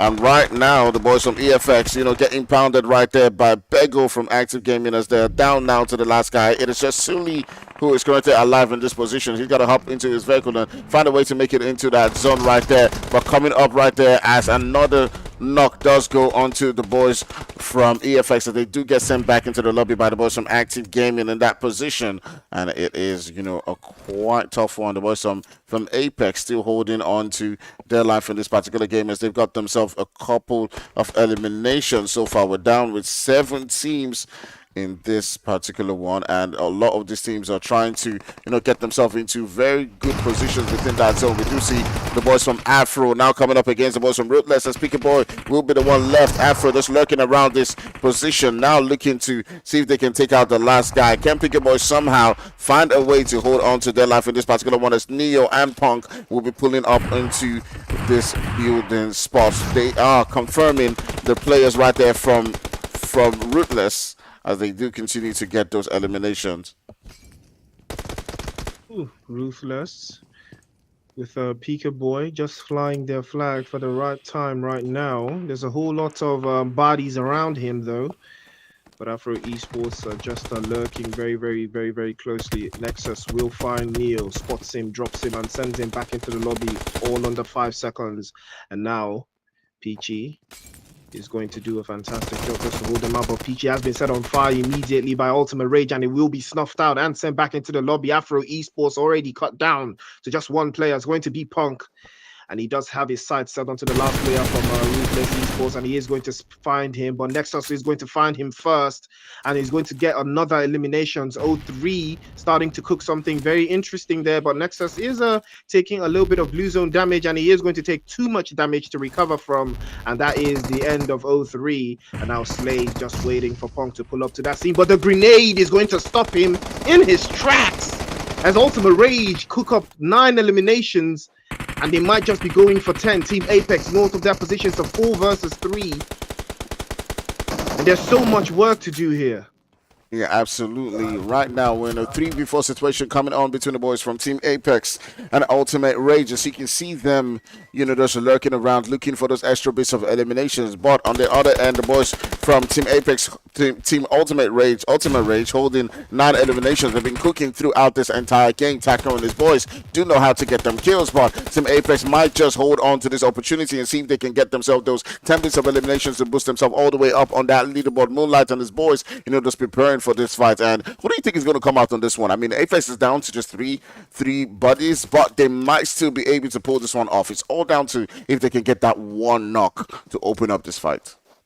Yeah, both of these teams have been able to squeeze out a significant number of eliminations. I believe Ultimate Rage have 9 and Team Apex have got 7. So for a fact that they've both been getting into engagements one after the other. But the play zone is not very, very friendly right now. Moonlight is not inside of that play zone. He needs to advance. He needs to move a little bit forward. But the grenades are starting to push them all the way back. Ultimate Rage already starting to spread in a 2-2 split. They're trying to hold the angles, but the grenade from Phantom will connect to Moonlight. Moonlight cannot moonlight anymore, as Slay will be pulling up towards that position. He gets a couple of sprays, and Blessing will be the next one to go down. Ultimate Rage starting to cook, and Slay will be the last one to seal the deal there, as Ultimate Rage will claim a chicken dinner with a significant number of eliminations. Call that 12 eliminations, courtesy of Team Apex, but Apex still coming in clutch there with 7 eliminations of their own. Active Gaming in 3rd place with 5. Afro Esports just coming in close by with 3 eliminations in 4th place. 0-3 in 5th with 2 eliminations. I mean, Fire, that was a beautiful play coming in from Ultimate Rage there. There was a whole lot of work for them to do, but they managed to do it perfectly without losing any single player. Now that is a feat. Yeah, absolutely amazing stuff coming in from, all of the teams. But the boys from Ultimate Rage did come out on top and got themselves, a whole bunch of eliminations. I do believe they did get, Matt's 12 eliminations to their name, and at the end of the day, come out on top. But there was still the boys from Apex who continued to climb all the way up on that leaderboard, which will be available once we come back from the break. We still got 2 games to go. And right now, yes, we did capture all of the scores, so there's nothing that gets left out, both on the stream and with 2 observers. So we're not going to make the same mistake or the excuse that we had yesterday. All right, for those who have been, ouch, my head, breaking my head. Your village people, bro. It's your village people for sure. All right, guys, we'll be taking a quick break and we'll be right back for some more action. See you guys in a couple of moments.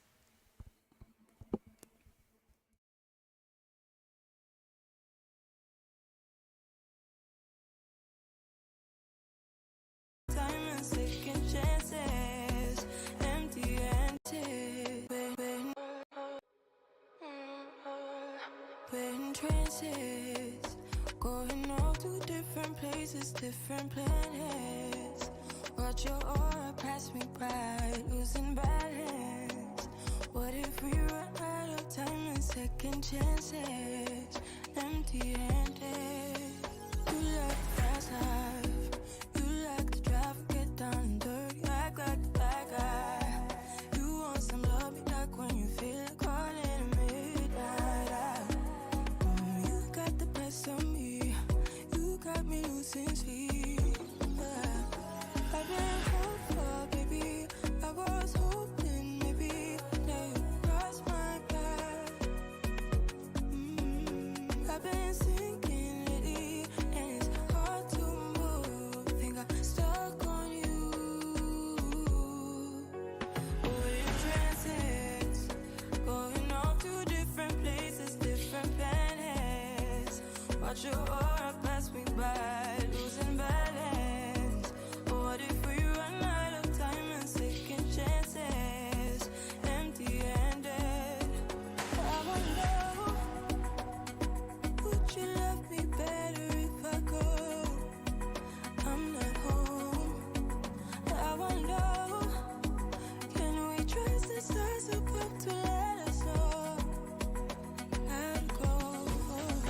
We only got this life, no guarantees and stars align. Follow your passion trail and try to keep an open mind. Hiding it by myself, no guarantees you'll find me. Said if it's faith you'll find me, leaving the past behind. We're in trances, going off to different places, different planets. Watch your aura pass me by, losing balance. What if we run out of time and second chances? Empty-handed. I wonder, would you love me better if I go? I'm not home. I wanna know, can we trust the stars above to let us know how to go? Whoa.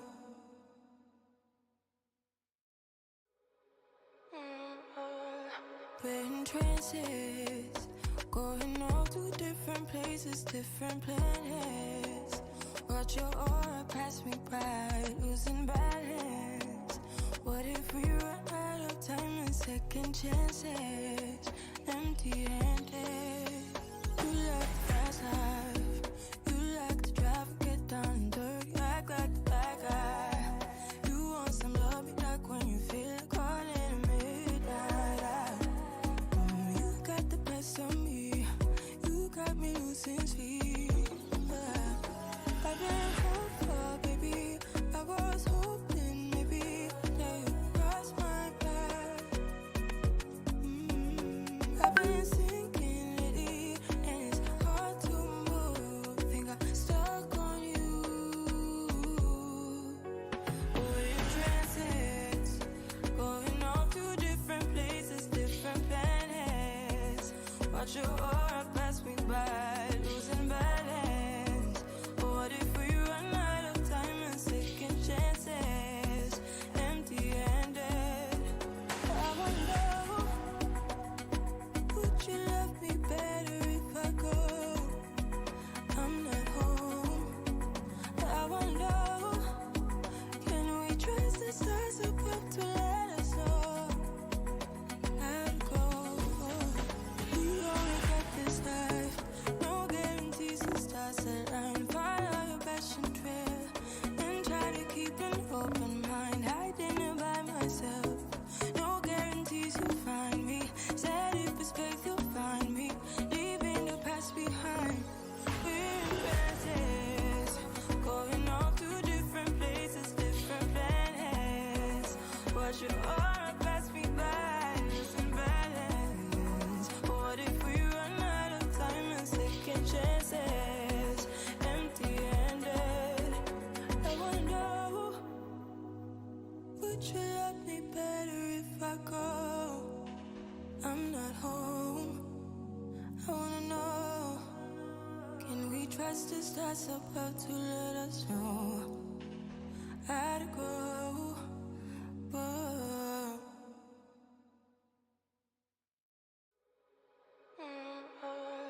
We're in trances, going off to different places, different planets. Watch your aura pass me by, losing balance. What if we run out of time and second chances? Empty-handed. You like the fast life, you like to drive, get down and dirty, act like the bad guy. You want some love, be like when you feel like calling midnight. You got the best of me, you got me losing sleep. I've been hopeful, baby, I was hoping maybe that you cross my path. I've been sinking lately, and it's hard to move. Think I'm stuck on you. We're in trances, going off to different places, different planets. Watch your aura pass me by, losing balance. What if we run out of time and second chances? Empty-handed. I wonder, would you love me better if I go? I'm not home. I wonder, can we trust the stars above to let us know? I'd go. We only got this life, no guarantees and stars align. Follow your passion trail and try to keep an open mind. Hiding it by myself, no guarantees you'll find me. Said if it's faith you'll find me, leaving the past behind. We're in trances, going off to different places, different planets. Watch your aura pass me by, losing balance. What if we run out of time and second chances? Empty-handed. I wonder, would you love me better if I go? I'm not home. I wanna know, can we trust the stars above to let us know? I'd go. Whoa.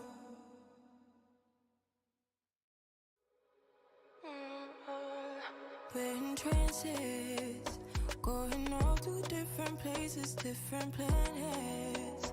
Watch your aura pass me by, losing balance. What if we run out of time and second chances? Empty-handed. You like the fast life, you like to drive, get down and dirty, act like the bad guy. You want some love, be like when you feel like calling midnight. You got the best of me, you got me losing sleep. I've been hopeful, baby, I was hoping maybe that you cross my path. I've been sinking lately, and it's hard to move. Think I'm stuck on you. We're in trances, going off to different places, different planets. Watch your aura pass me by, losing balance. What if we run out of time and second chances? Empty-handed. I wonder, would you love me better if I go? I'm not home. I wonder, can we trust the stars above to let us know? I'd go. We only got this life, no guarantees and stars align. Follow your passion trail and try to keep an open mind. Hiding it by myself, no guarantees you'll find me. Said if it's faith you'll find me, leaving the past behind. We're in trances, going off to different places, different planets. Watch your aura pass me by, losing balance. What if we run out of time and second chances? Empty-handed. I wonder, would you love me better if I go? I'm not home. I wanna know, can we trust the stars above to let us know? I'd go. Whoa.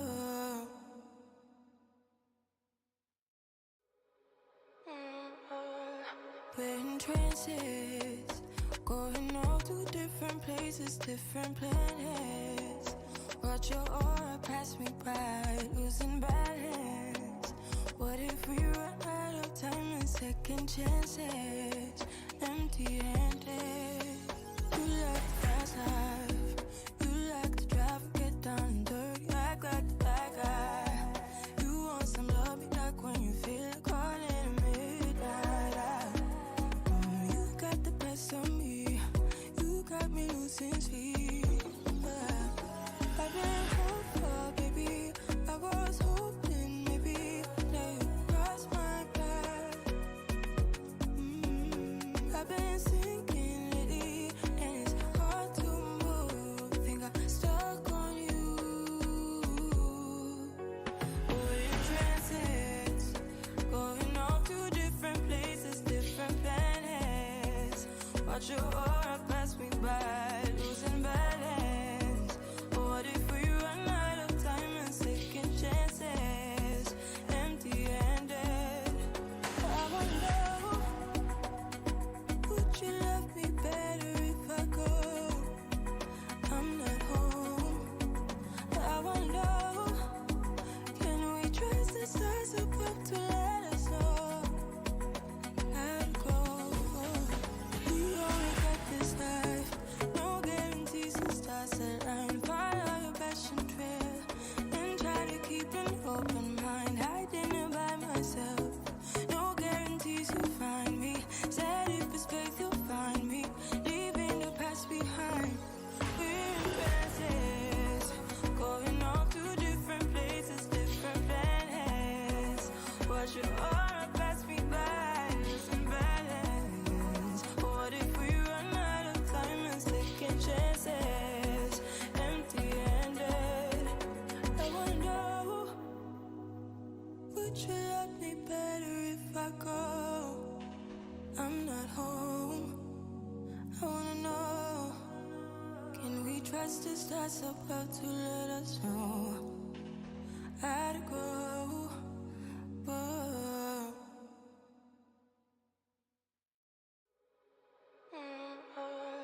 We're in trances, going off to different places, different planets. Watch your aura pass me by, losing balance. What if we run out of time and second chances? Empty-handed. You like the fast life, you like to drive, get down and dirty, act like the bad guy. You want some love, be like when you feel it caught in the midnight. You got the best of me, you got me losing sleep. I've been hopeful, baby, I was hoping maybe that you cross my path. I've been sinking lately, and it's hard to move. Think I'm stuck on you. We're in transits, going off to different places, different planets. Watch your aura pass me by. All right, guys. So we're moving into the second game of the night. The teams are already cooking. You can see in the games today, they have been absolutely outstanding. Apex almost did get that winner with a chicken dinner in the previous one. So let's see what that means in the total leaderboard. Woo! Okay, fire. I think See, it's going to nope. reset. Ultimate Rage Yeah. on top. Apex second. Yes, Ooh, really yes. close, really close, really close. Yes. That is a fantastic way to start the day. All of these teams are already starting to give themselves a little bit of a gap. But Paradise Resort will be the object of EFX right now.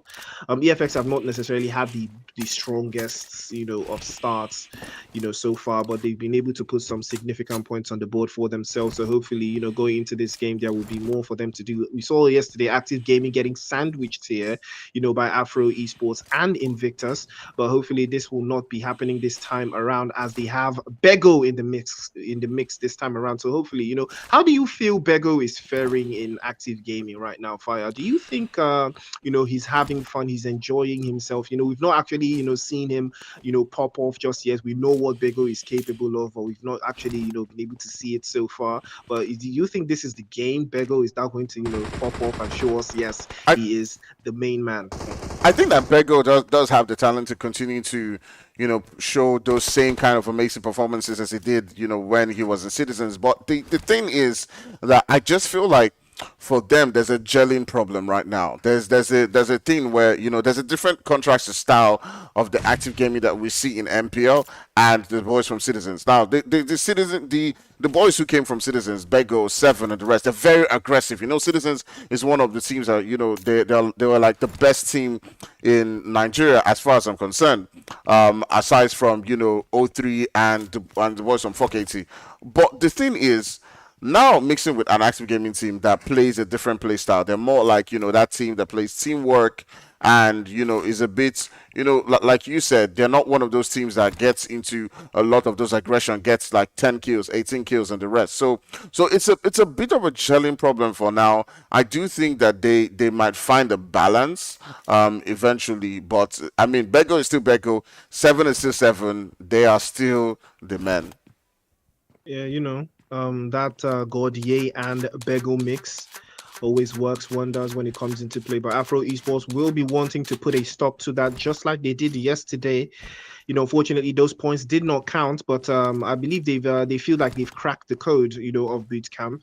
So hopefully we'll see how this is going to pan out between the guys from Active Gaming and Afro Esports. But this time around, there is no third party from Invictus coming to save the guys from Afro Esports. Peachy will be spotted immediately there and tagged down all the way to 40 HP. Same thing with Gordier, he's tagged down as well, but he is going to get his health back up. Bego just hanging by the stairs there, waiting for the guys from Afro Esports to pull up.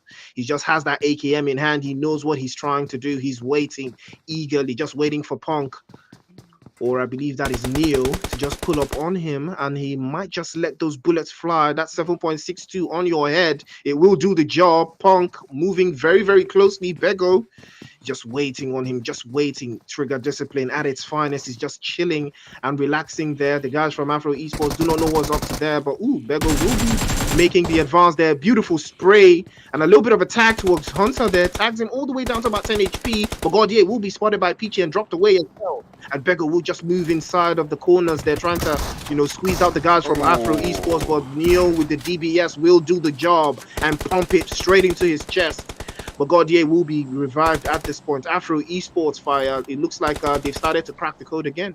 Yeah, definitely getting those eliminations, to count, and Gaudier just coming in with that knock right there, and it did give the boys from Afro that little bit of time to take out Bego in that position, and somehow he was almost able to get that elimination onto Hunter, get that knock onto Hunter, but somehow things were able to change. But now Skinny is fighting it back for the team right here. You can see Gaudier just coming down and trying to see if he can put in the work onto the boys from Afro Esports, but Peachy and his boys are still trying as much as possible to hold their own down. They're trying to pull up onto this position. It is 1-1 for each team right there, as Hunter does get dropped down as well, and Surge putting in the work. He does get himself that extra little bit of elimination, and it will be the boys from Active Gaming winning this particular position. They do lose one of their players, and it is Bego who does go down, but these two teams, just continue on with their fights as the boys from Active Gaming win this fight. My goodness. What a game. What a game. Fantastic teamwork. I mean, we talked about this yesterday, maintaining the middle building. Active Gaming were just, they have a superior knowledge, based off of the fact that Gordier and Bego, they have a whole lot of boot camp knowledge. They've been battling the guys from Afro Esports for a very long time. So they know for a fact, the tricks of the trade.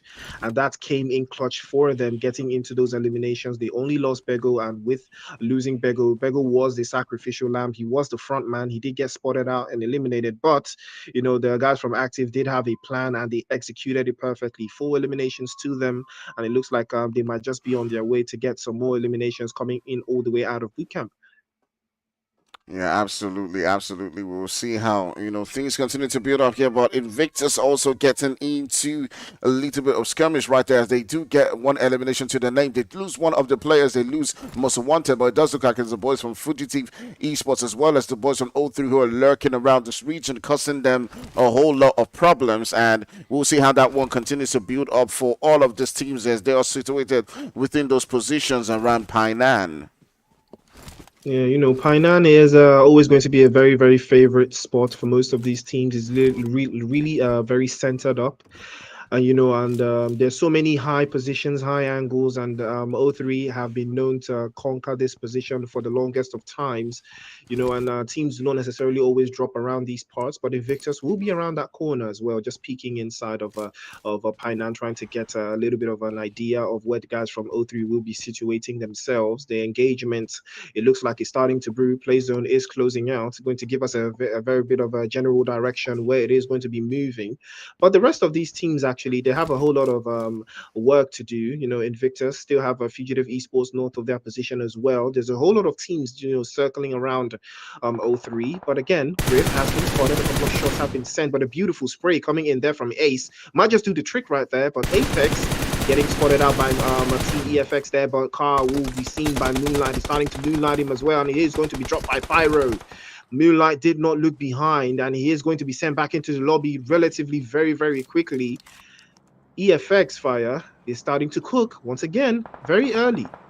Yeah, the boys from AFX getting themselves into, really good positions right there, coming up against boys from Apex. And Apex, who did come in that second spot within the last game and got themselves 7 eliminations. We're looking to see if they can replicate that same performance. But now with one of the bodies dropped, Moonlight dropped down to the ground, they will be trying to hold on to this game with the boy Calgate, with Fireboy and Blessing right there, who are coming into this game with a whole bunch of experience. But Calgate, the man, coming back in this game and looking to see if he can put in, those lovely performances. But now the boys from EFX do turn their sights onto another team right there as they do look to see if they can get the boys from Rootless sent backpacking into the lobby. But the third party shot coming in right there is causing them a lot of problems.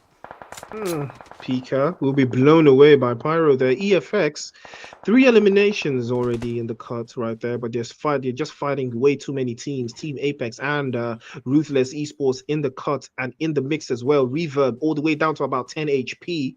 But we'll be surviving just a tad bit longer. The EFX still have all their players up. Sully still knocked away. But the revive, it looks like there's going to be a possibility for that. But Pika Boy is still inside of that shack, or behind that shack rather, spamming those grenades, trying to get something at the cost of the guys from EFX, Pyro, and Reverb just working hand in hand to keep the guys from Team Apex at bay, while the rest of their teammates, Carl and Sully, will be doing the job of keeping Pika Boy at bay as well. But interesting play coming in from Team EFX here. They get knocked and they still get back up again. Pyro trying to get his health all the way back up. Sully still all the way down to about 10 HP, but manages to pop the syringe into his shoulder there and get his own health all the way back up. And Beal, the player that did do the finishing touches onto the first game for the guys from Ruthless Esports. Again, he's going to try his absolute best to get a couple of sprays towards EFX in that northern position.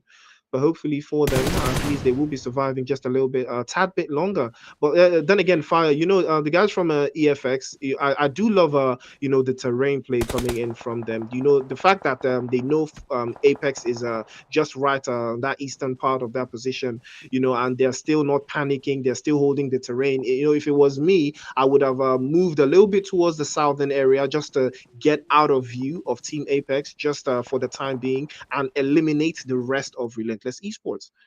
Yeah, absolutely. That is what they will be doing. But we'll see how it continues to play out. I do believe that the boys from CLS are also lurking around this particular region, and everyone's just trying to be careful to hold on to the spot that they currently can, guarantee and have. Now, taking a look at that zone, we do see several different teams just eaching, quite closer and closer towards each other. It is the boys from Royal Academy who might be getting into a skirmish. They do have a player right close to them, and it's 999 MS who is with that buggy right there. They're currently aware that there's a player, I do believe, from Fugitive Esports who is lurking around this position, and we're curious to see if he can cause some problems for them.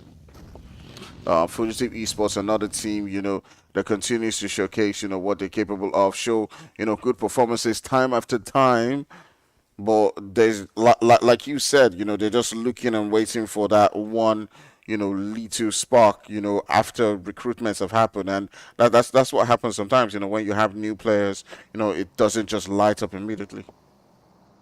Yeah, ever since Shy joined the team, I mean, I've seen a significant little bit of improvement coming for them, but Active Gaming slightly biting off more that they can chew here. Surge trying to get his vehicle well. Oh, that's a beautiful play from Surge. Beautiful close quarters in action there coming in from Surge, the top G, as he is going to catch one of the players. I believe that is Phantom from Ultimate Rage, but he does still have a Skinny knocked away. And he is going to go for that revive, sending the guys from Ultimate Rage all the way back there. Surge might just use the opportunity to get the revive back off. I believe Slay is knocked away as well. And I believe Gordier is going to be pulling up to that scene, but Surge is going to be making the advance. Now it's Surge against the guys from Ultimate Rage. He's going to try his best, but he's going to be knocked away as well with the UMP. So UMP battle out here, but Surge will be the loser. But unfortunately, Gordier will be spotted again and dropped away. And now Active Gaming, one after the other, they start to go down. And there's an opportunity for him to work the magic there. Skinny is going to try his best to pop a couple of shots, but he is not going to be coming up short, as Ultimate Rage will be eliminating Active Gaming there. They go out in 13th place. But what a beautiful play coming in from Surge still. That was a fantastic one versus one.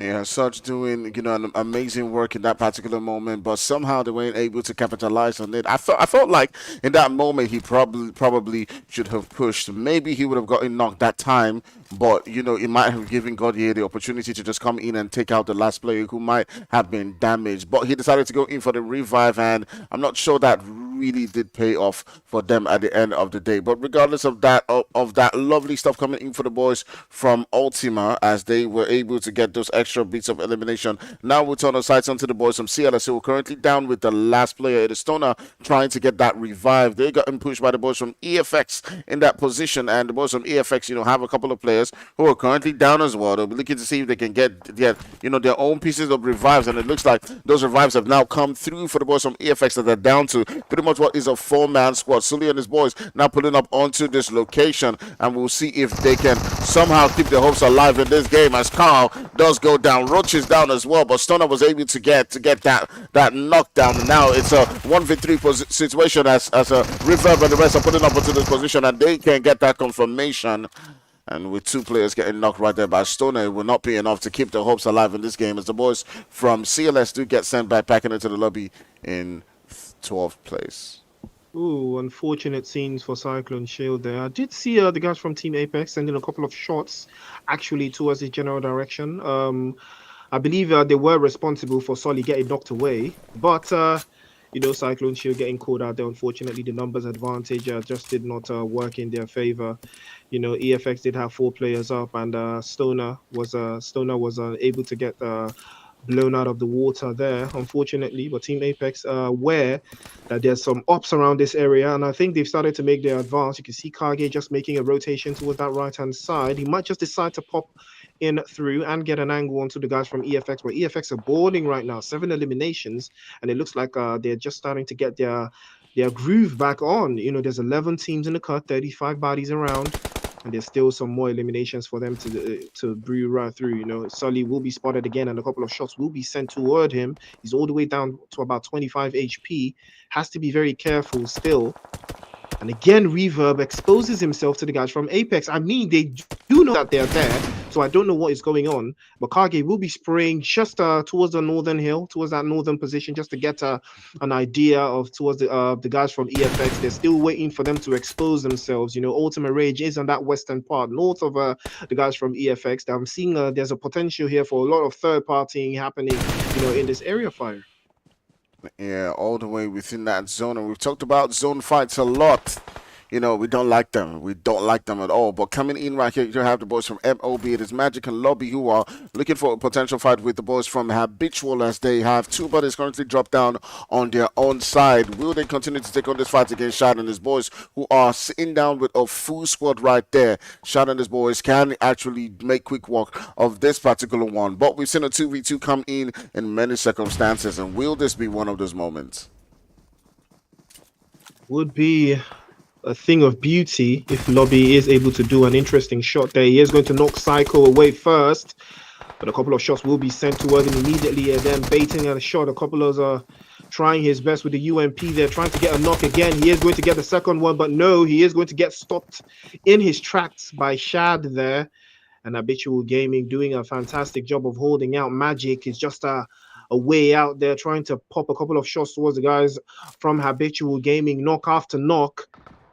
And Magic might just decide to spray inside of the smoke. If he sprays, it will work.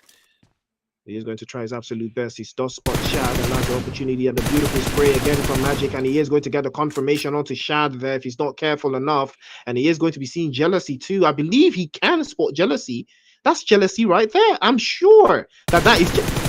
Come on now, Chelsea. Come on now. Well, I'm not sure he's using like, the same, type of device that we have. Sometimes we'll think that people are spotting these things, but they're just not. They're just not. It's not just the same device. It's just it's a lot smaller. I mean, look, it looks big from us. We're looking at it from a system. You get what I'm saying? Like they're looking at it from like a smaller screen. So yeah, it might not be Well, yeah, you're probably right about Yeah. that one. But Habitual Gaming will be losing Shad. They do have 3 eliminations. Men of Blood do have 5. Better odds for them. They do have Magic, the last one up for them. They've already lost 11. Rage and Lobby. And they are still hanging around the areas of Painan. Painan is no longer inside of the play zone, and this is zone 4. I don't know how the rotation will come through for Magic here. He's dealing with a whole lot in this area, trying to move around. But Ultima Rage will be pulling up to the guys from Team Apex. You can see Fireboy getting knocked away there. But now Pyro is the last one just left behind for Team Apex, trying to keep the guys, that team from EFX, just trying to hold off in that general position. Team Apex trying to get that revive onto Fireboy. Somehow they've lost Moonlight. I don't know how, but Team Apex down to a 3-man team. Hopefully they will be using this team to survive just a tad bit longer, holding out the buildings in Quarry. But all of these teams have the simple opportunity to pull up to the scene as well. And there's a whole lot of bodies in this area. So you can see Psycho from Habitual Gaming just creeping up very closely to Invictus Malls. And hopefully, Team Apex will have something to say about that one as well. Yeah, we'll see, what happens in that one as the boys right there from Team Apex will be looking to see if they can get themselves, those extra little bits of elimination. And somehow I forgot to reduce the brightness on my tab, so the battery is low. So for now we're gonna manage one screen. I'm gonna try and cast the remaining with this one, you know, one screen for now, which is not going to be the most delightful thing, but we're going to try. All right, so we currently got about 10 bodies left here within the lobby. As you can see, the boys from EFX, just trying as much as possible to take on shots onto the last player right there for look. Okay, he's not the last player. You still got Pika Boy, who's still hanging out there, drinking that blue, trying as much as possible to get those heals on. He's using the heal strats, but will 13 of those be quite enough, to hang on in this game? But now the boys from EFX have got to make their way into that zone, as they've got the boys from Apex just lurking around within, a comfortable position around that quarry region. They still have, 4 bodies to their name, but look at the split coming in from AFX. They can do a lot of damage onto the boys from coming in from Apex. They can do a lot of damage into the boys from AFX looking to move into that central position. Team EFX just creeping up a little bit closer. The play zone is cutting their health by 25% every single second.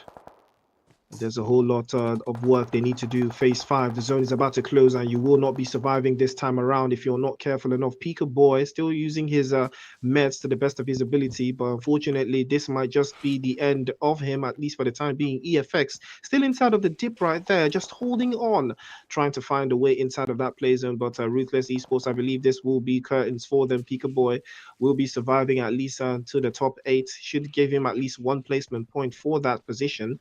So fortunately, they will be holding out that area. But take a look at Team Apex with a beautiful spread, a beautiful spread out here. I mean, there is no way they will get pushed out. There is no way any team can breach this position. All they can do is take hold of the third party central positions, and get as many eliminations as possible. Ultimate Rage, beautiful position from them as well. They're just pulling up to that area as well. They might just use this opportunity to creep inside without getting noticed. And grenade after grenade coming in from O3 Rails, already the man in action, sending one grenade after the next onto the guys from Ultimate Rage. He gets that first knock onto Taco, and he is going to get confirmation. Will come through actually from Fugitive Esports as Escobar goes down to the play zone, but courtesy of O3. O3 up 5 eliminations. Griff getting his the revive onto himself there by Reels. And again, O3 are starting to cook the entire lobby once more. They've got 4 players up. They are looking 4 strong right now. But Ultimate Rage doing their absolute best just to keep the rest of these teams at bay. The grenade after grenade sending inside of this area right there. Griff actually pops right through, and he is going to be dropped away by Phantom. And a beautiful play coming in, but O3 are not to be trifled with. They send a couple of shots all the way back to Moon. He's back into the lobby, and Ultimate Rage will be spotted out and sent back into the lobby. Toot sweet by Team Apex. Man, absolutely amazing stuff. Holding that position quite well from the boys from O3. They played that absolutely well and got those extra bits of elimination. Currently see them holding down those 7 beats of elimination right there. As so many teams are currently feeling the hurt right now. The boys from EFX are currently sitting down in this one with just a 1-man squad. And you can see Sully getting taken out. Now it's a 4v4v4. Okay, 4v4v3. There's one player definitely, who aside from these teams. Ooh. Now we do see Sully getting dropped down right there, and all of these guys are going toe-to-toe against each other. Sully trying as much as possible to see if he can continue to move all the way up in the zone with several different teams around him. He's got the boys from Royal Academy right in front of him. He can continue to do a lot of damage into them, as they have buddies dropping on their own. You can see the boys from Royal Academy just, not finding it quite easy up against the boys from O3. Buddies are dropping at every single corner. Royal Academy down to just the last player. It's Tokyo, who's trying to stay alive in this one as he does get sent back into the lobby by Ace. O3 now, it is 2 teams. It is 2 players coming up from the boys from Team Apex. And my goodness, Priest, who is going to take this one home? Ooh, Apex looking very, very strong. When it comes to the positional advantage, but they've got it's a 2 versus 3, and O3 already up, back up to hopefully they can get back to 3 players. Reels is still knocked away. There's a chance that they will be able to get this revive, and that will be the deciding moment for the guys from O3. The revive's already coming through from Ace to Reels there. But Nexus has to play spoiler. He has to be the one to make the right choice here. Team Apex already choosing the play zone very, very carefully. They do not want to get cooked away, but there's a chance.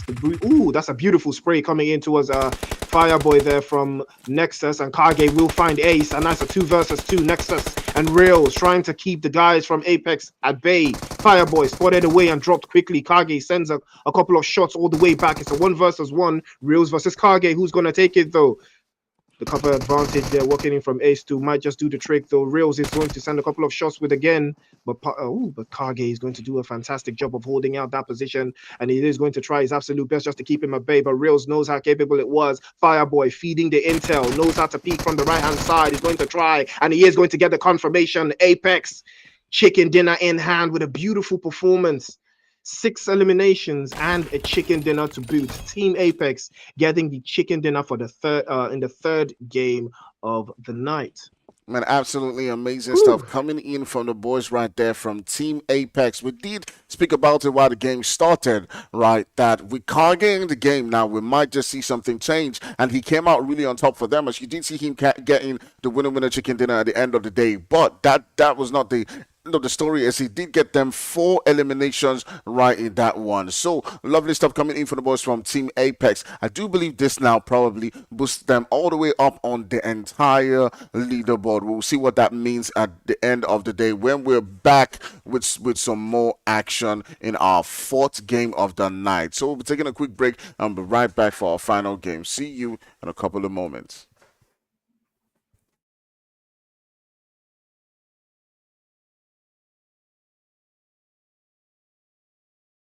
Different places, different planets. What you are.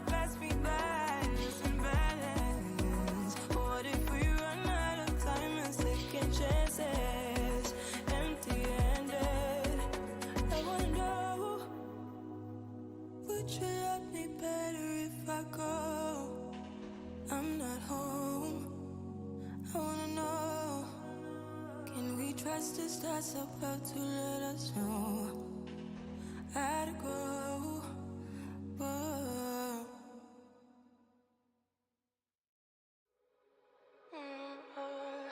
We're in trances, going off to different places, different planets.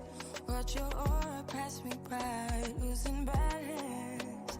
What if we run out of time and second chances?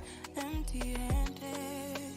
You like the fast life, you like to drive, get down and dirty, act like the bad guy. You want some love, me like when you feel like calling midnight. You got the best of me, you got me losing sleep. I've been hopeful, baby, I was hoping maybe that you cross my path. I've been sinking lately, and it's hard to move. Think I'm stuck on you. We're in transits, going off to different places, different planets. Every single time it is EFX by Pyro. Have attacked Bego, Seven, and the rest. They're very aggressive. You know, Citizens is one of the teams that, you know, they were like the best team in Nigeria as far as I'm concerned. Aside from, you know, O3 and the boys from 480.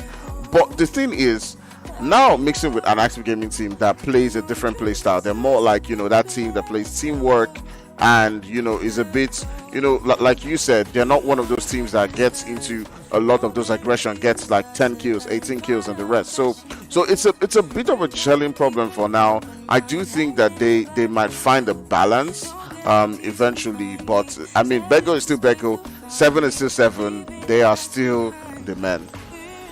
Yeah, you know, that Gordier and Bego mix always works wonders when it comes into play. But Afro Esports will be wanting to put a stop to that, just like they did yesterday. You know, fortunately, those points did not count, but I believe they feel like they've cracked the code, you know, of boot camp. So hopefully we'll see how this is going to pan out between the guys from Active Gaming and Afro Esports. But this time around, there is no third party from Invictus coming to save the guys from Afro Esports. PG will be spotted immediately there and tagged down all the way to 40 HP. Same thing with Gordier, he's tagged down as well, but he is going to get his health.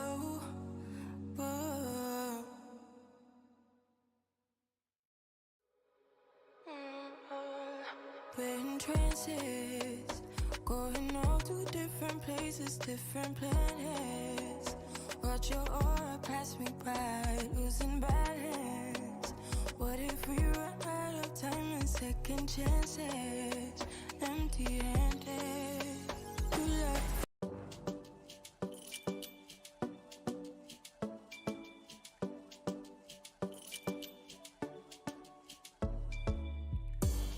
Det var första gången vi möttes. Våra blickar bara möttes. Kommer du ihåg det igen? Kommer du ihåg det igen? Du vill ha icy little fingers. Då du vet det chalas. All in, ingen broms, schackmatt på din vänsterhand. Du är så viktig baby. Ja, du är allians. Du är försiktig baby. Men du gav mig en chans. Det är 50-50 baby. Men det är balans. Jag växlar upp med dig baby. Ingen annan. Det var fan ingen dans på någon ros innan jag träffade någon som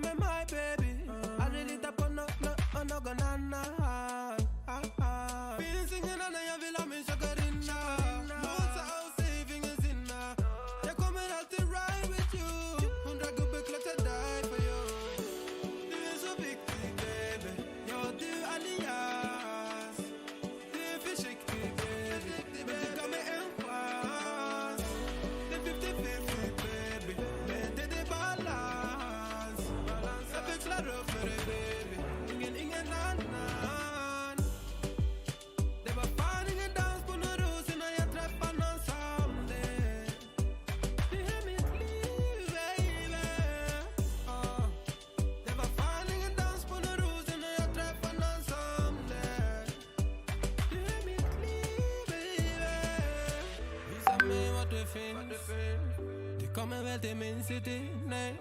Jag vet att det finns. Kom det är bra lives and all nights, yeah. Jag vet inte om ni kör det. Skön social smart good lady. Jag tvivlar det. Visa mig vad du finns, yeah.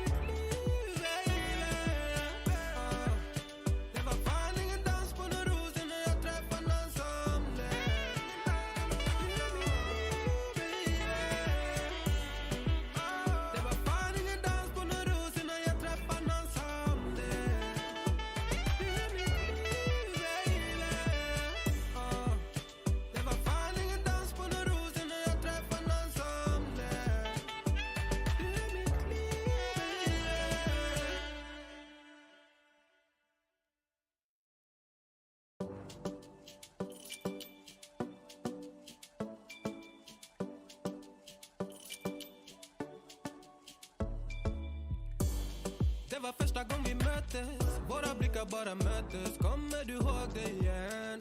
Kommer du ihåg igen? Du vill ha icy little fingers. Då du vet det chalas. All in, ingen broms, schackmatt på din vänster hand. Du är så viktig baby. Ja, du allians. Du är försiktig baby. Men du gav mig en chans. Det är 50-50 baby. Men det är balans. Jag växlar upp med dig baby. Ingen annan. Det var fan ingen dans på någon ros innan jag träffade någon som det. Baby. Det var fan ingen dans på någon ros innan jag träffade någon som det. Du är mitt liv baby. Aldrig titta på någon annan. Varför du med annan? Kom var med mig baby. Aldrig lita på någon annan. Finns ingen annan jag vill ha min chakarinna. Måsa och save ingen sinna. Jag kommer alltid ride with you. 100 gubbar klart jag die for you. Du är så viktig baby. Ja du allians. Du är försiktig baby. Men du gav mig en chans. Det är 50-50 baby. Men det är balans. Jag växlar upp för dig baby. Ingen annan. Det var fan ingen dans på någon ros innan jag träffade någon som det. Du är mitt liv baby. Det var fan ingen dans på någon ros innan jag träffade någon som det. Du är mitt liv baby. Visa mig vart du finns. Du kommer väl till min city, nej. Jag vet att det finns. Kom det är bra lives and all nights, yeah. Jag vet inte om ni kör det. Skön social smart good lady. Jag tvivlar det. Visa mig var du finns, yeah.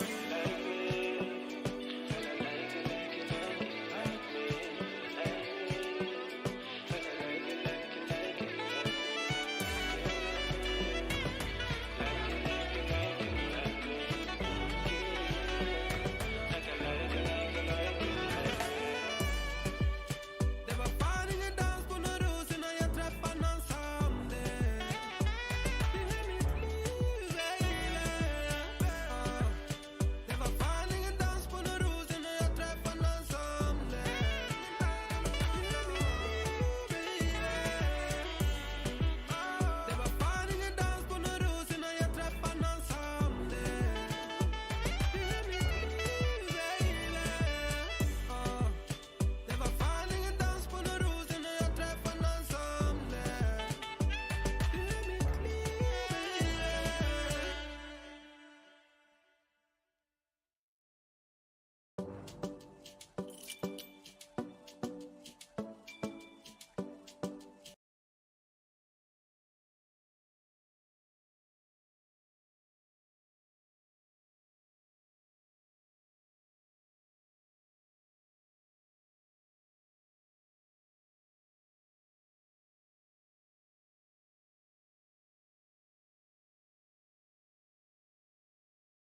Okay.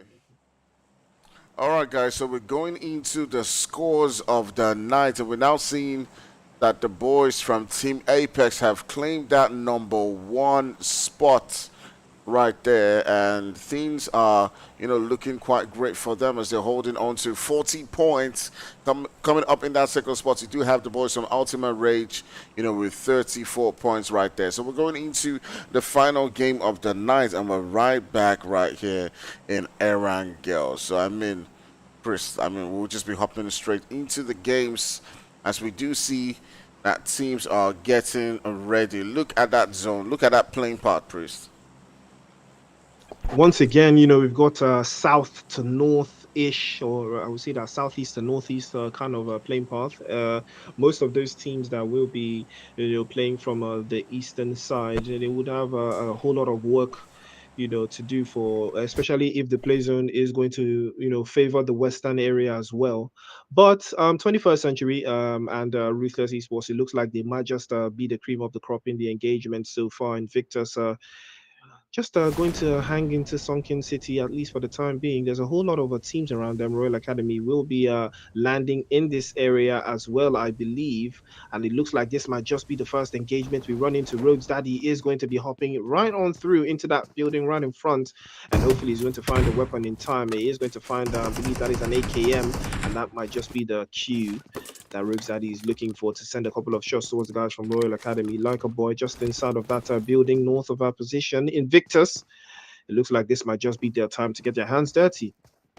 And about some Invictus finding themselves those early little bit of eliminations to start to get those eliminations coming through. And you can see right there the shotgun not being able to do the damage required to take down Like a Boy in that position, and Royal Academy now being reduced to just a 2-man squad.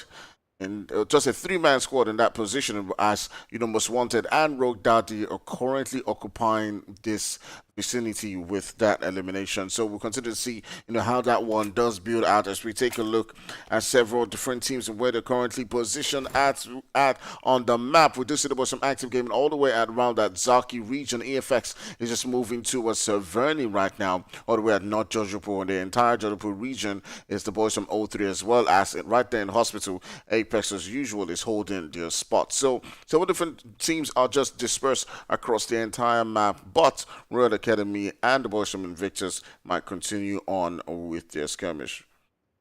Ooh, Invictus. You have to respect Rogue's Daddy, though, his ability to, play through. Ooh, that's a beautiful touch there with the Uzi from Tokyo, almost catching Most Wanted off guard, all the way down to about 1 HP. But unfortunately, he will not be able to finish the grenade in hand.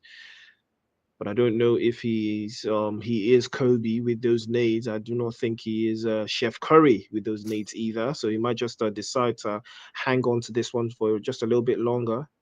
And Most Wanted will just be circling that first story building, trying to get an idea of where he got shot out from. But you have to respect Rogue's Daddy's CQC abilities, though. He was able to get that first elimination with the 687 shotgun. Beautiful touch onto Like a Boy there, sending him back into the lobby, reducing the number of players for Royal Academy. As you can see, Lyra just northern in that position, holding off for the hill, trying to get an angle onto the rest of the guys from Invictus. There's a whole lot of areas to play around here, but not a lot of utilities there. And again, with the 1 HP spray from Tokyo, not enough to finish, but the grenade in hand this time around. And this might just be the grenade that does the trick. And that's a fantastic grenade this time around, but it's not going to connect. Just falls a couple of centimeters short as Tokyo is just trying to keep the rest of the guys from Invictus at bay. This might just be the calling that Invictus need to rotate around this area. But take a look at the guys from Invictus, Rogue Baby, or rather Rogue's Daddy, and Moles all the way behind there, exposing themselves actually to the rest of the players from Royal Academy. All right, so Rogue Baby and Moles now pull up onto this position right next to Rogue Daddy to provide the support. As you can see, as the boys from Invictus are looking to see if they can get themselves that elimination and take out the boys from Royal Academy right there. They continue to look around this region, just teasing them with their bodies, looking to see if they can get them to make a mistake and commit into this fight. But it does look like the boys from Royal Academy are just going to be getting out of that position. They're currently not looted quite well enough. As you can see, that Tokyo currently has no meds, so obviously just backing out of this fight is probably the way to go for them. You know, I mean, Sunken City is not necessarily the best spot to land with a team in. This is barely, a lot of loot for one team, not to talk of two. So unfortunately for Royal Academy, they just bit off a little bit more that they can chew. Invictus are always ready for that smoke, always ready for that violence already. You can see they're already creeping in, trying to, chase away the guys from Royal Academy, and they are going to be doing a very, very fantastic job of sending them away from this position. Royal Academy will have to find another area to get some utilities and some vehicles actually. So Invictus will be holding out this area at least for the remainder of this phase one of the circle. Yeah, absolutely. We continue to see how this one does build out as we are.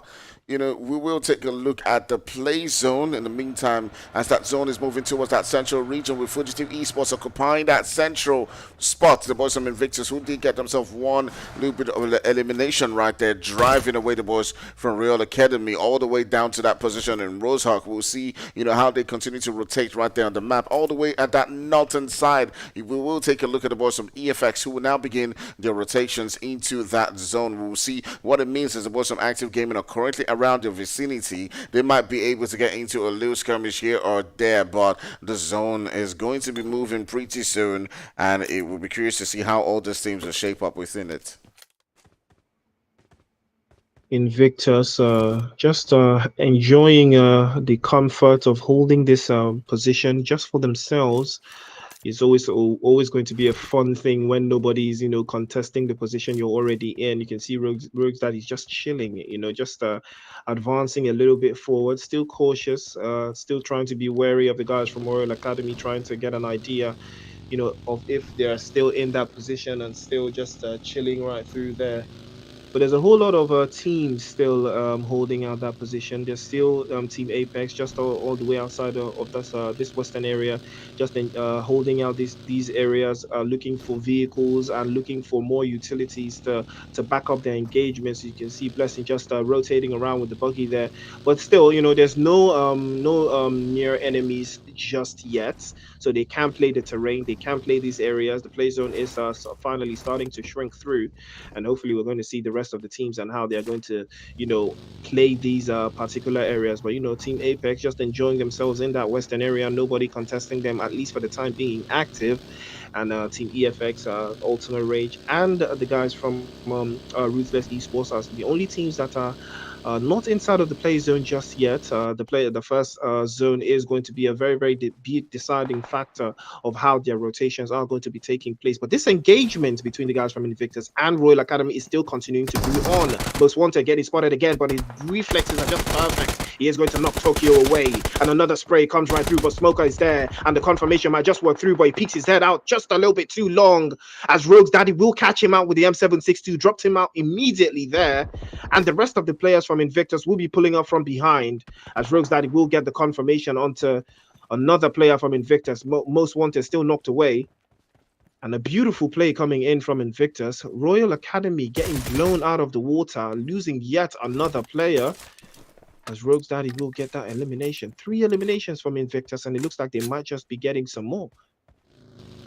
Yeah, absolutely. The boys from Royal Academy down to the last guy, and it does look like he's just going to get out of dodge of that position because he does want to keep his team alive in this particular game, and getting those extra beat placement points will be, top priority for the boys right there from Royal Academy, as he does get out of that situation quite quickly. So it is the boys from Invictus getting themselves 3 eliminations and, getting those extra bit of points. We did see them, be able to pull up a great performance in the WAPL. We're curious to see if they can replicate that. They're not finding it quite as easy, but we do know how the boys from Invictus are sometimes. They're one of those teams that you spoke about, just having, a few games where they just light up and get those extra bit of eliminations to boost themselves all the way up on that leaderboard.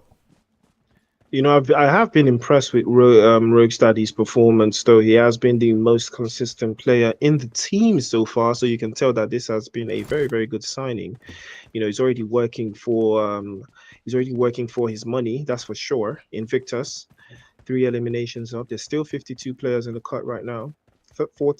14 teams in the lobby, so for a fact, that some engagements are already starting to brew right in there. But it is still phase one of the circle, almost 30 seconds out to close out, and it's going to give us a general direction of where the play zone is going to be moving very, very shortly. Invictus still on the search for the last player from Royal Academy, still somewhere lurking around, but hopefully he will get out of dodge and will not be spotted and maybe survive just into that top 8 to get at least one placement point for the rest of his team. EFX enjoying this little position here. They can see the guys from O3 just pulling up into these different corners here. Carl does have his sight set onto Nexus right there. He is aware of his position, and the sprays might just start to come out very, very shortly.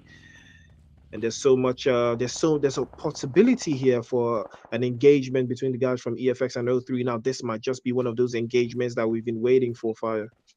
Yeah, absolutely. These two guys, have been able to, show that they're capable of taking on anyone, and Nexus might find himself in a pretty dangerous situation as the shots are now beginning to let loose onto his position, but he's able to escape and evade those shots that are pulling through. But now with his buggy getting blown up, he does get put to the ground as the boys from EFX will continue on with the onslaught. Now the support definitely needs to come through as the boys from EFX will be looking to see if they can get that confirmation. And O3 coming into this game once again and losing those extra bodies, and my goodness, what a time for this team. You definitely don't want to be losing your players quite early on, but now the shots are beginning to come through as the boys from Active Gaming are now coming into the mix, looking to third party this one as they try to drop down the players right there from EFX. And you can see that Godye does get that elimination, and the boys from Active Gaming will be looking to pull up onto this location as EFX does try to escape that position.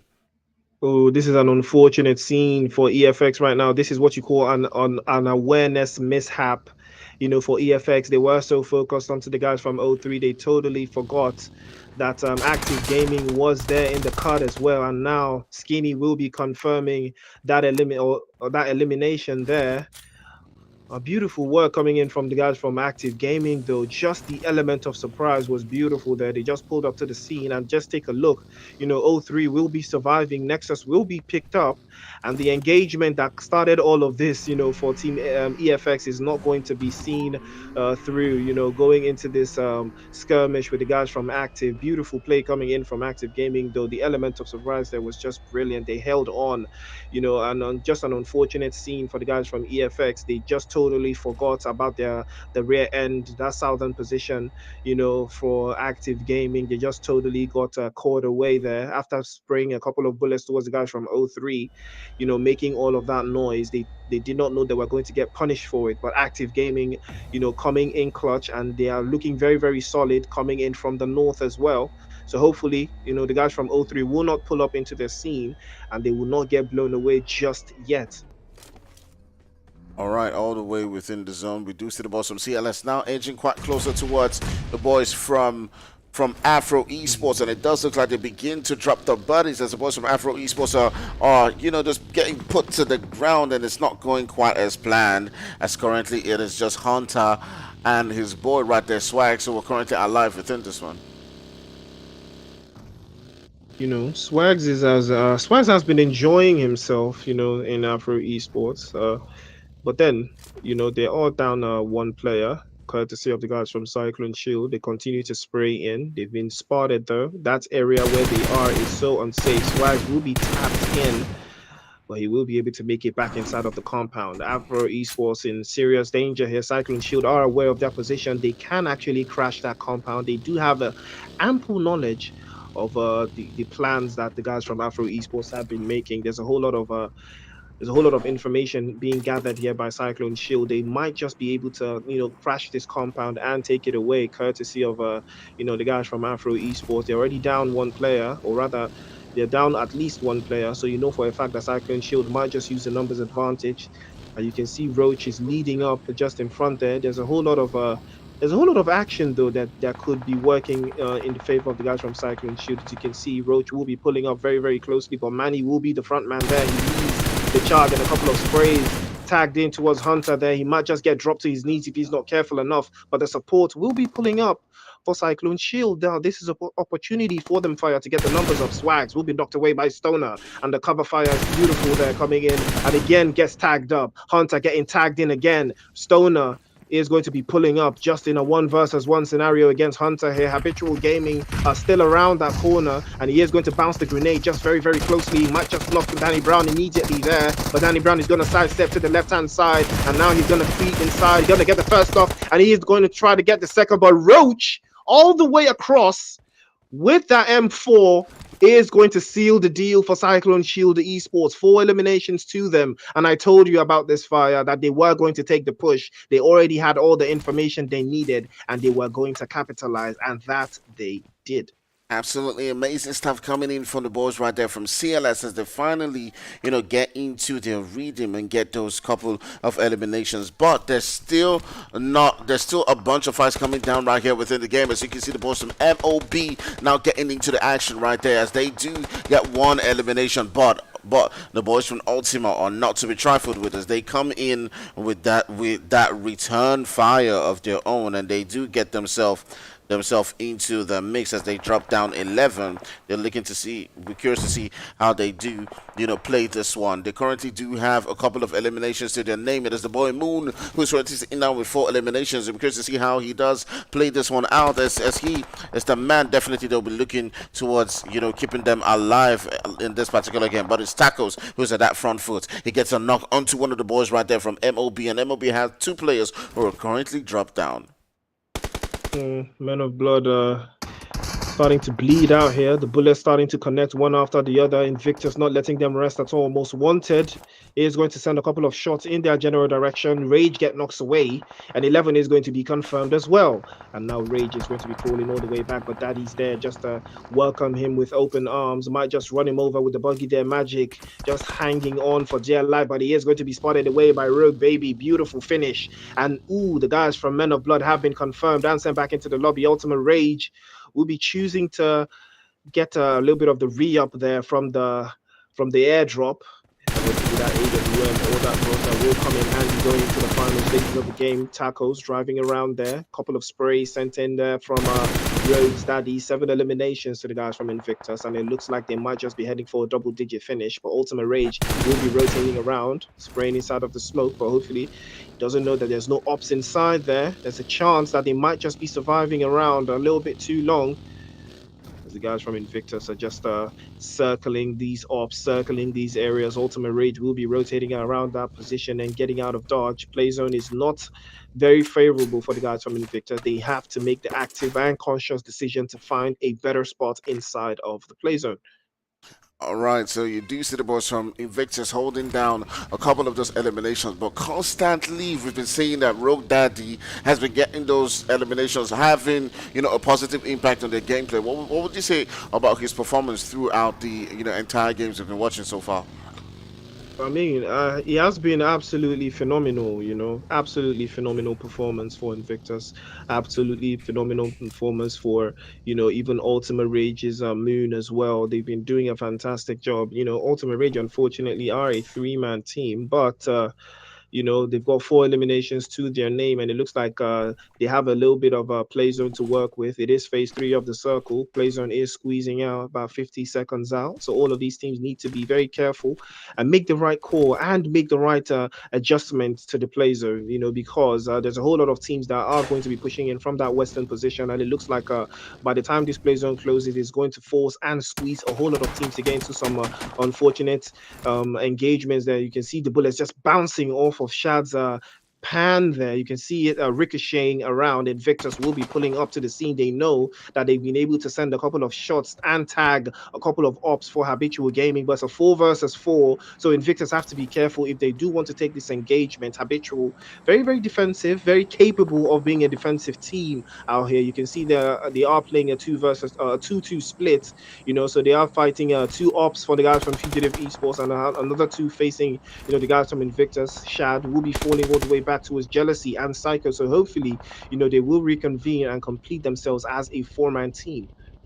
Man, absolutely spot on right there. As the boys from Habitual, know how to hold their position and are currently taking on shots onto the boys from Invictus Most Wanted, reducing a little bit of HP for Shad, but he's not one of the players, to, pretty much just take for granted, as he knows how to hold his own over and over again. But the Invictus are not shy of a fight, and we might just see them decide to pull up onto that location. Now they're beginning to make the rotations into that zone. They're coming quite close to the boys onto the first century, where this might just be a knock right there. And, oh my goodness, it don't happen.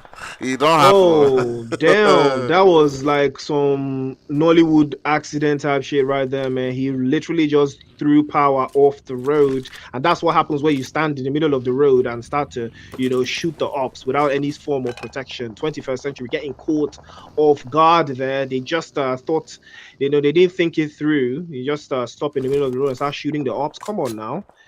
Let's be real. That doesn't necessarily work every single time. You're in the middle of the express. Google, be careful. Now, express, you day. And they've been warned.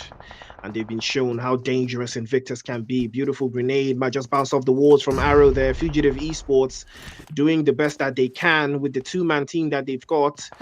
But Shy is going to be sent back into the lobby right there. Oh, that's a beautiful spray coming in from Rose Daddy again. He's going to tag a couple of shots, but he is going to be sprawn and come right through. Most Wanted is going to dive right in and send him back into the lobby. Invictus sending team after team back into the lobby. Fisk trying his absolute best to revenge his teammate there, or rather avenge his teammate onto the guys from Invictus. He pops a couple of shots right through the opening in the wall right there, but nothing is going to connect. He's waiting for his own. Hopefully he can take one of the guys from Invictus back into the lobby with him. Rogue Baby will receive a couple of shots beautifully sent in by the guys from Royal Academy. Lyrad is the one that Northern Hill trying to send a couple of sprays towards Invictus, and a grenade just out of nowhere might just connect into the guys from Invictus. Rogue Baby has to be careful, as Fist is going to be caught immediately. Comes outside and gets a couple of shots, and Rogue Baby will be dropped away by Fist there. Fugitive Esports taking vengeance, and Invictus will be losing their first player courtesy of the guys from Fugitive Esports, but Roach will be there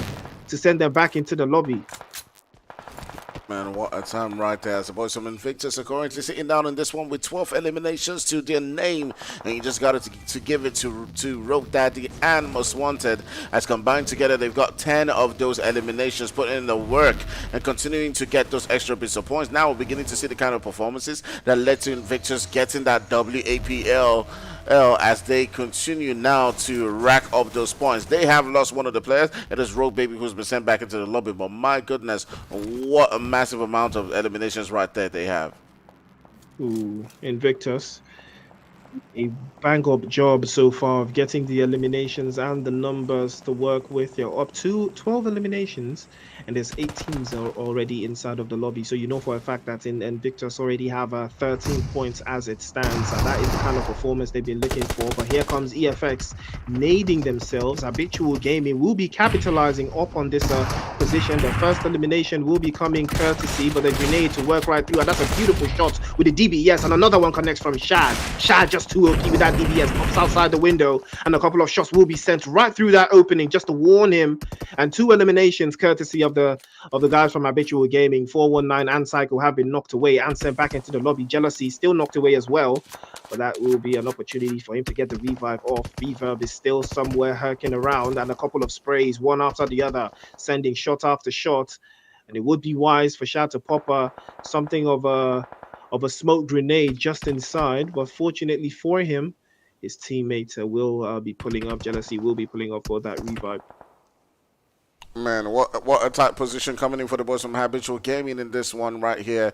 It doesn't have the meds, the smokes actually to provide that cover, but now he'll be getting, I don't know, that was probably an error. It was showing like he didn't have any meds right there, but Shad able to get himself back up. The Corinthians sitting down with 2 men in this position, and we'll see how that one does build up for them. Several different teams now looking to keep their hopes alive in this particular game. You can see that the boys from Invictus are getting dealt with by the boys right there from CLS as they do drop down Rogue Daddy, who's been absolutely phenomenal in today's game. And now it's left with just 2 members of the boys from Invictus. Can they somehow stay alive in this one, hold on to their life? It's not looking quite good for them as they're down to the last player as Most Wanted somehow trying as much as possible to stay alive in this one, as the boys from Apex are currently feeding him with bullets. Cyclone Shield have been pretty relentless here, trying to deal with all of these teams one after the other, all of them using buggies for cover, shields for cover. But Danny Brown's vehicle has been spotted. Blessing will be sending some shots in that general direction. We've got 13, or make that 14 bodies in the cut right now, with 16 up. Team Apex and Cyclone Shield going at it right now. But Cyclone Shield looking very, very comfortable. Smokes and utilities out, but I spoke too soon. Most Wanted will be catching a whiff of Danny Brown there, and I don't know if the revive will be a possibility. He will be confirmed immediately there, as somehow Invictus are down to just 1 player. It is Most Wanted, the best one to survive. He does have 7 eliminations to the good right there, but he doesn't have play zone, but he does have utilities to work with. Smokes already coming out. And Invictus, this might just be the entry point they've been hoping for. He peeks into the left-hand side. He is trying to spot Roach there, but Roach, we all know how difficult it is to spot Roach once he gets into that survival mode. Cyclone Shield up into the top 5. They're trying their best to survive. And the smoke's already coming out in front of Stoner there. He might just use the opportunity to move a little bit inside of that play zone. As the smokes just continue, the play zone is starting to close out. All of these teams that are not inside of the play zone, like Cyclone Shield and Invictus, all of them have to find a way to navigate inside. But Road will be spotted and uprooted immediately by Blessing, will be confirmed. And Cyclone Shield, unfortunately, that is not going to work. The play zone is going to be what sends him back into the lobby. No elimination boost for the guys from Team Apex, but a grenade perfectly lobbed into Stoner. They might just connect, but he is going to cut him down just a bit of HP, and another grenade cooked by Blessing. This one has to connect, has to drop on his head, but he doesn't drop. Again, he's going to try another grenade, but Moonlight is going to shed some light onto the ops right there, and that is another elimination for the guys from Team Apex. Absolutely amazing stuff coming in right there from Blessing as he was able to keep on popping the nades into that direction. Now the boys from Team Apex might be able to grab another winner chicken dinner. We talked about them at the beginning of the games today, like, can they show that they're capable in this finals? They have been absolutely outstanding thereof. They got themselves once again into that third spot. Oh my goodness, what just happened? Was that wait, what? Was that a glitch? No, I think he thought this was like GTA or something, and he got blown out. Yeah, you're good. He thought this was like GTA or something, because I'm pretty sure he just got he fell from a high location or something like that. Because I'm not even sure what happened there. I think I was looking, I thought he wanted to do something extraordinary there. Jump onto the buggy, then jump onto something else. Then get the high ground. I mean, that would have been fantastic. If they were able to do something like that. But take a look at the guys from 3. They are still here, and here comes Ace with a drive-by, sending the player from Invictus back into the lobby. Just take a look at the utilities. Take a look at the smokes from O3. Just fantastic stuff. Look at them. They're pinning the guys from Apex inside of this building. And you know for a fact this is not going to work. They send Ace just right into the front. But Griff will be knocked away. And now another player from O3 goes down as well. He is going to be confirmed. And the spray is starting to come in from Nexus there. He has to be careful as Ace is still knocked away and bleeding out. It's a 3 versus 2 now. Somehow the guys from O3 have started to bottle this one. They've lost yet another player. And Moonlight is just able to make it just in time. Fireboy sprays into the ground. Catches Reels. Somehow O3 from a 4-man team are down to just 1 player. It is going to be Nexus. They're trying to find an angle onto the guys from O3. Reels has been knocked away as well. And they are going to confirm him. Now the grenade starting to come out from Nexus. O3 starting to cook. 6 eliminations to them. But now the guys from Team Apex have the numbers advantage. Have placement advantage. And now Moonlight has to be spotted there. Even I can see Moonlight. But Nexus hasn't been able to see him. I spoke too soon. Nexus surely has to see him. And a couple of sprays have been sent to that general direction by Apex. Will come out on top. Beautiful finish from Team Apex. I really thought O3 had this one in the bag, Fire. Honestly, I thought O3 had this in the bag. Man, absolutely amazing stuff coming in from all of these guys right here. But going all out, we definitely have to give it to our boy from Invictus, getting 7 eliminations in this particular one, and obviously being our star of the match. So yeah, definitely lovely stuff going down, to all of these guys right here. But so far, it has been an amazing, amazing, amazing, beautiful day for the first day rerun of the Fire Easter Hunt. We'll be coming right back same time tomorrow for some more action. Thanks to all of the guys who were a little bit patient with us, with the rerun of the first day. Today there's been no casualty. We've captured all of the scores. We've made sure that everything has gone fantastic, and somehow the boys from Apex have managed to continue to boost themselves all the way up on that leaderboard. We'll see in a little moment, who stays on top of that leaderboard. Are the boys from Apex going to still retain their spots? I definitely think so. But who comes in second? Who comes in third? Who comes in fourth? We'll be answering those questions in a moment's time. But Priest, what do you think about today's games? I mean, hold on. Who won Sanok? I think it was Apex. No. So that's a back-to-back. Yeah, it's a back-to-back. Yeah, it's a back-to-back. It was. And what were the last 2 teams in Sanok? It was O3 and Royal Academy. Was it Royal Academy or Team Apex and O3? In the game that we just saw, I think it was Apex. No. In the game we just watched now. No. The Sanok. It was Sanok. No, the Sanok. The last 2 teams. Before that's the game before this one was Apex and O3 as well. Yeah, Apex and O3. And again, what do we have here? Apex and O3. Apex and O3. So what's that telling you? He's already giving you an idea of the teams that are trying to run away with this. And it's very interesting, though, because we saw the beginning of the game. Apex got in trouble relatively very early against guys from Team EFX until Active Gaming pulled up from behind, as I had to deal damage towards the guys from EFX. And Apex O3 actually used that opportunity, to get out of dodge. And since that time, we did not hear, too much from them. They were able to pick up a couple of eliminations left, right, and center. But, going into that final circle, O3 were a full 4-man team. And we didn't even hear too much about them, during the duration of the game. It was more of Invictus, Cyclone Shield, Habitual Gaming, even EFX at some point, and even Active Gaming. All of those teams were more on the lead, more on the kill feed, than O3. O3 were just picking teams left, right, and center, one after the other. But take a look, Team Apex still keeping it quiet, still keeping it silent, But then I've known Apex to be very aggressive, very violent. I've not been seeing that. Been seeing more of let's win a chicken dinner first. Let's win it. Let us win a chicken dinner. Whatever eliminations we get, so be it.